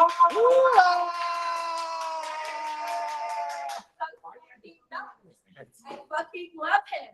It was so good. You're really going to enjoy today. If you want to know about inclusion, relationship, how you amplify your partner, and all things not to do in a relationship, this is for you. I'm so excited. Hit the link below. Enjoy. There you go. It's out tomorrow. So I'll just say that right now. Let's tag you. Does people call you Kelly? How you say? No, I know it, but to other people. Yeah, and how. House. The house is on the GPS. House. How. I'll call you house. Because he said class, he turns a house. Is that a replay? House always got me. There's replay. What do you mean replay? What just Babe, back I on? was sitting on the craziest Yes. positions. I know, and there was one time you started rubbing your stomach, and I was like, Oh, let me switch to the mic. I'm like, what? Stop. No. Every time she talked about you, I was like, no, it's inside me. Voice chiming in. Crazy, crazy. All right, makes Thanks for that. That's fine. Baby, by the way, you missed the previous things. Just tell us quickly about what you do in the morning. Listen to that morning. Yeah, so every morning we wake up, we do our own meditation and breath work. So we don't talk at that point. See, you get it now. No, baby, I get it. Wait, just And listen. Yeah. then Just listen. we make, Exactly like what we do, no, but they do it. Wait till you see the togetherness. Yeah. we make a couch together, the separateness and then the They together. lay in bed and do their own thing, laying next to each other like us. Okay, Yeah. listen. Then we come together, we make a couch, and then we sit on the couch and we tune in together. And usually Lucas will be like, I want to hear what you're tuning into. And then we get our diaries, our to-do list, and I bring through intuitive guidance to help us with our life. And And we he make asks moves. us, And like, then he goes out and executes on that shit. Thank And God then somebody brings understands. me no, but it's beautiful. So he asks her, what's your intuition on this? And then they create from it. So like, exactly like our post-it notes. Yeah, exactly. So don't get too crazy when I gotta leave and like I gotta do my thing. No, they go on and walk together. I think you missed the whole No, thing. I didn't get it. I didn't miss nothing. I didn't go into He it doesn't like, go out. He doesn't physically see, you leave. brought that back. He doesn't go out on his own. You missed the point what she was saying. I didn't miss a point or nothing. The point is that we making it happen. Oh no, he did leave the house. She said this morning he went to boxing. He goes and works out. Yeah, we haven't. I gotta like at the end of the day, as a person, I like to meditate. Like, Yes. where I take a shit. Is that your meditation chair? What? That's my fucking like. This is coming out my bowels. This is coming out everything that's You're releasing everything, I'm physically releasing- and emotionally. Right. This is my life. Spiritual. It's more what he means is it's his meditation time. We have No, I'm after him, telling you it's what like it is. right? I'm telling you what it And is. it's like And it's it's far so- away. Yeah, it's far away from everything. It's like so. It's next day his. I don't like meditating next to people. I don't that. Don't like it's like meditating next to a person or someone speaking while you're meditating. I don't like it. That's hilarious. Yeah, everyone has their own way. I actually. I have to focus on like what's going on like within myself and my being. Yeah. I have a very like I'm dyslexic. We should probably, I have a lot of things that we should goes on probably with my put brain, so one I here, didn't know that. one I'm there, very dyslexic. one there, and then one there. Where How I are you able know to do where that? I see it in my Have head, multi-angles? I know- Does that too. But I know Can you do I know that? exactly what I'm talking about, but sometimes I can't even break it down. Like, it's like, fuck. But I know my dyslexia so well, and like, where I am so grounded. I'm like, I don't get aggravated about it. I don't get too What you said overwhelmed was so about it. crucial. I calm myself down. I'm like, if I say we're okay, it is what it is. That's life. Because we don't speak words, we speak in energy. Yeah. So like at the end of the day, like It's what we really do funny. in life, sometimes as a human, we're supposed to make things happen as ourselves. Like whatever you have to do to ground your surrounding, happen, my dog. Trust me, I'm there. Yeah, you got to do that. And whatever works for you. Like, you find your, like what I was saying in the podcast is that Lucas and I have had to find what our lane is. And then what we, I want to be in the content of where I find content. I wish I was here for this podcast. I was so, I had We'll 5 fucking phone Yeah, calls. yeah, I'm gonna love it. It's out tomorrow. I'm gonna watch it. I'm gonna actually watch it.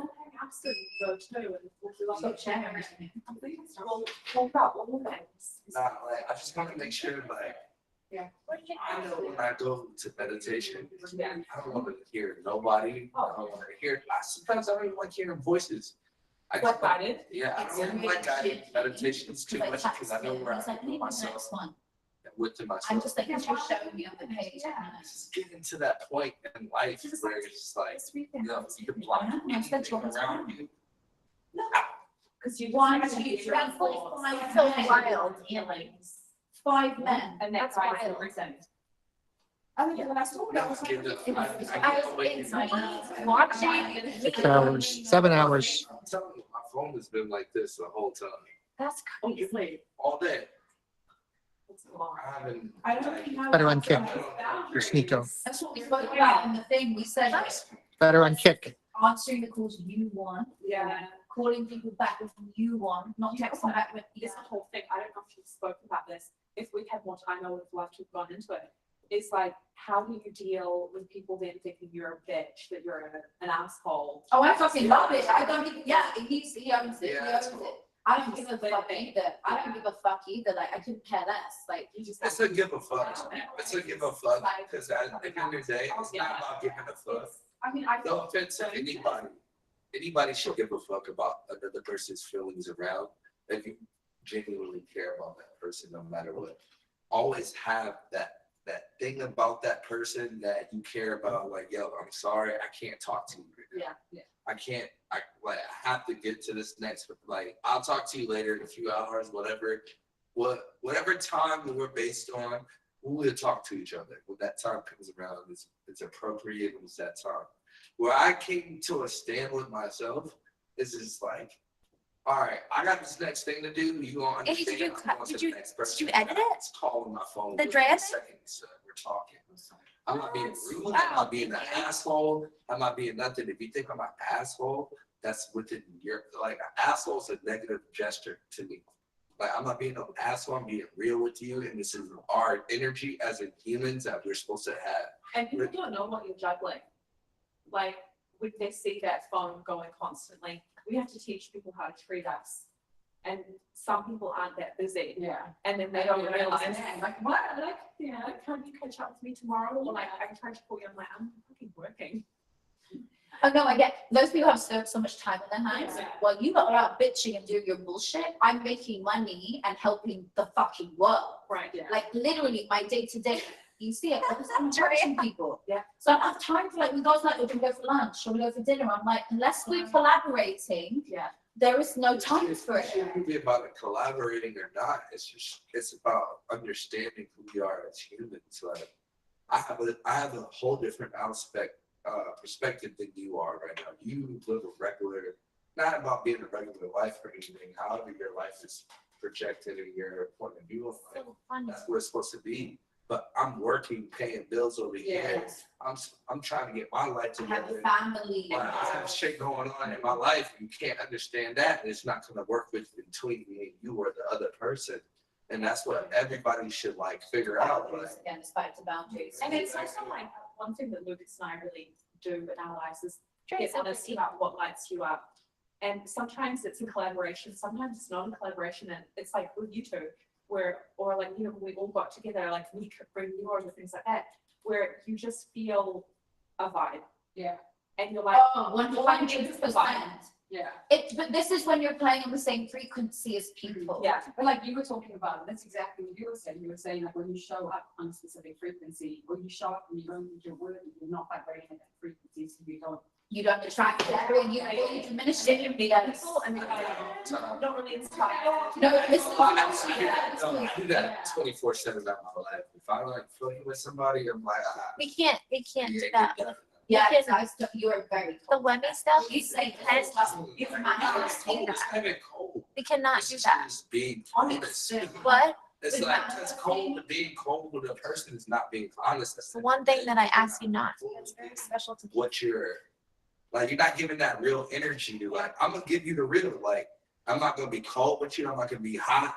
I'm gonna let you know what's going on. And I'm gonna let you know, like, yo, this is what it is. Like, then you know, Are we getting it's authentic. Tell me what you're saying about when you manifest and that What? is your best frequency Do you want food? being the same vibration level or you project it? Oh, yeah, I was talking about how one of the things that I practice is calibrating my energy to achieve certain things. So, for example, you with music, which is something that you really do that you want. If it was to show up, how relaxed you feel in the body to believe that that's for you. I make myself anxious. Right, so the more relaxed though, that we can get, I mean, excitement is I mean, key. I know, like, I make myself anxious for a good or bad. As in, like, yo, don't be scared of a good or don't be scared of a bad, because you can win or you can lose. And like, you can't, like, it's relaxed as hell, like, in my, like, in my point of view, it's very relaxing. Like, I can go It's like through, knowing. it's like, I want to know, like, like, if it's a, when it comes to me, is it a yes or a no? If it's a no, I know what it is. It's a fuck no, yeah. It's like, it's a no, and then like, all right, I'm gonna try, so still, It's like YouTube with Like- dating, right? Like when YouTube first started connecting, I said no. you didn't I just feel, wanted to let you know. you can still feel excited and exhilarated and nervous. But there's a level of recognition that it's right. It's meant to happen. You're worthy of it. And that allows it to be. See, I was ready. That day he came in, my vessel was ready, so I didn't repel him. But he wasn't, because of everything he's going through, ready in that I can moment. tell you, like, that moment, I didn't know what the fuck was going on. Like, you probably know to your own self, but at the end of the day, I'm still learning myself. And you can be a whole different human and a whole different perspective in life. Like, I want this man. I want this. I want. Comedy, he just outright told him. Like, it's cool. Like, I'm not using that against you in no type of way. Like, yeah. Like, You get told. that's what she. Someone just told You, you hear when Deb was saying, Was it that day or was it today? no, That day. that day. You got told. No, she got told. She told everybody. She told everyone in the studio, yeah. I told Deb, like, And Deb just In my was like, mind, "Oh, okay." in my mind, I don't give a fuck about nobody. Like, I'm not here. I'm here to work. I wasn't here to like find new love. I'm not here. Like, I don't give a fuck. Like, yes, I respect the laws of attraction. I respect where people's minds are going. Like, I'm here to speak a positive note, like, to the world. You went in lack though. And, like, I went in lack of knowing that, like, I know where my brain is in life. Yeah. But I just, like, I love, yeah, I love the fact that we're talking about something positive. I didn't go about it about talking about nothing negative. And that's why we connected in a way. Because it's like, yeah, like, any other guy that walked in here is trying to hit on her. Any other guy is trying to be like, well, oh, this is a beautiful woman. What are you doing? I'm gonna say something that's gonna make her feel like this about me. Like, you can feel the real anything. With me, I was You like, must have seen that a lot. like, all right, I don't give a fuck. If I had, like, I didn't care about the girl that I was, I didn't care about nothing. I care about my own well-being as who I am as a human. And that's where you're always gonna win. That's where you're always gonna win. It's just like, I'm caring about, all right, I need to focus on this. so excited to. This, like, this is how you live Your forever. mental, yes. No, this and this, your Yeah. body and your mind. That's how you live forever. That's how you were saying the other day. Don't always say that you're old or you don't say this. It's a big part of us. Like, we're a vessel of everything that we do in life. And that's what I got from, I didn't come in here thinking like, oh, this is a girl with 13 million followers, like a normal person would do, like a normal man would do. Like, oh, she got 13 million followers, I could grow from this. Like, Even oh, though she's you're bad as fuck. Like, oh, she's bad as fuck. Oh, she got this and that. I didn't give a fuck about nothing. I cared about who I am as a person. How am I gonna grow? How am I gonna meet the next person that I'm gonna grow? And in life, that is what is expected. And that's what I feel that every man should have in a way. We don't all have that, you know, like, I guess I'm here to teach that next man, like, you know, like, and that's the end of my conversation. I ain't got nothing to like. That's cute. Thank you for sharing. Like, but it's just like, yeah, I get everything. It's funny because I saw the whole vision, even how like you steer into it, him being in the room, I was like, yeah, that's my guy. Like, I told Deb straight to the point, I was like, that's my guy. But I didn't, the minute I realized. But you said you were straight like that. That's, you said that's my guy, or that's my, and then I think you've changed something, so that's my type of guy, because he starts. Cause I had them, I said, but the way The he red loves, flag flew off. I want that love. And then I was loving as a normal human. Like, that's how we're supposed to love as humans, and that's not what taught into normal humans. And I was taught that my whole life, that you're supposed to love a person no matter what. Like, even if that person is breaking through something, you can figure out that little thing that can change it. You can't change people, but you can change the narrative. You could change the outcome. You have of it. reaction You could change- shots. I could have went through that whole breakup of a fucking toxic relationship of going through quarters.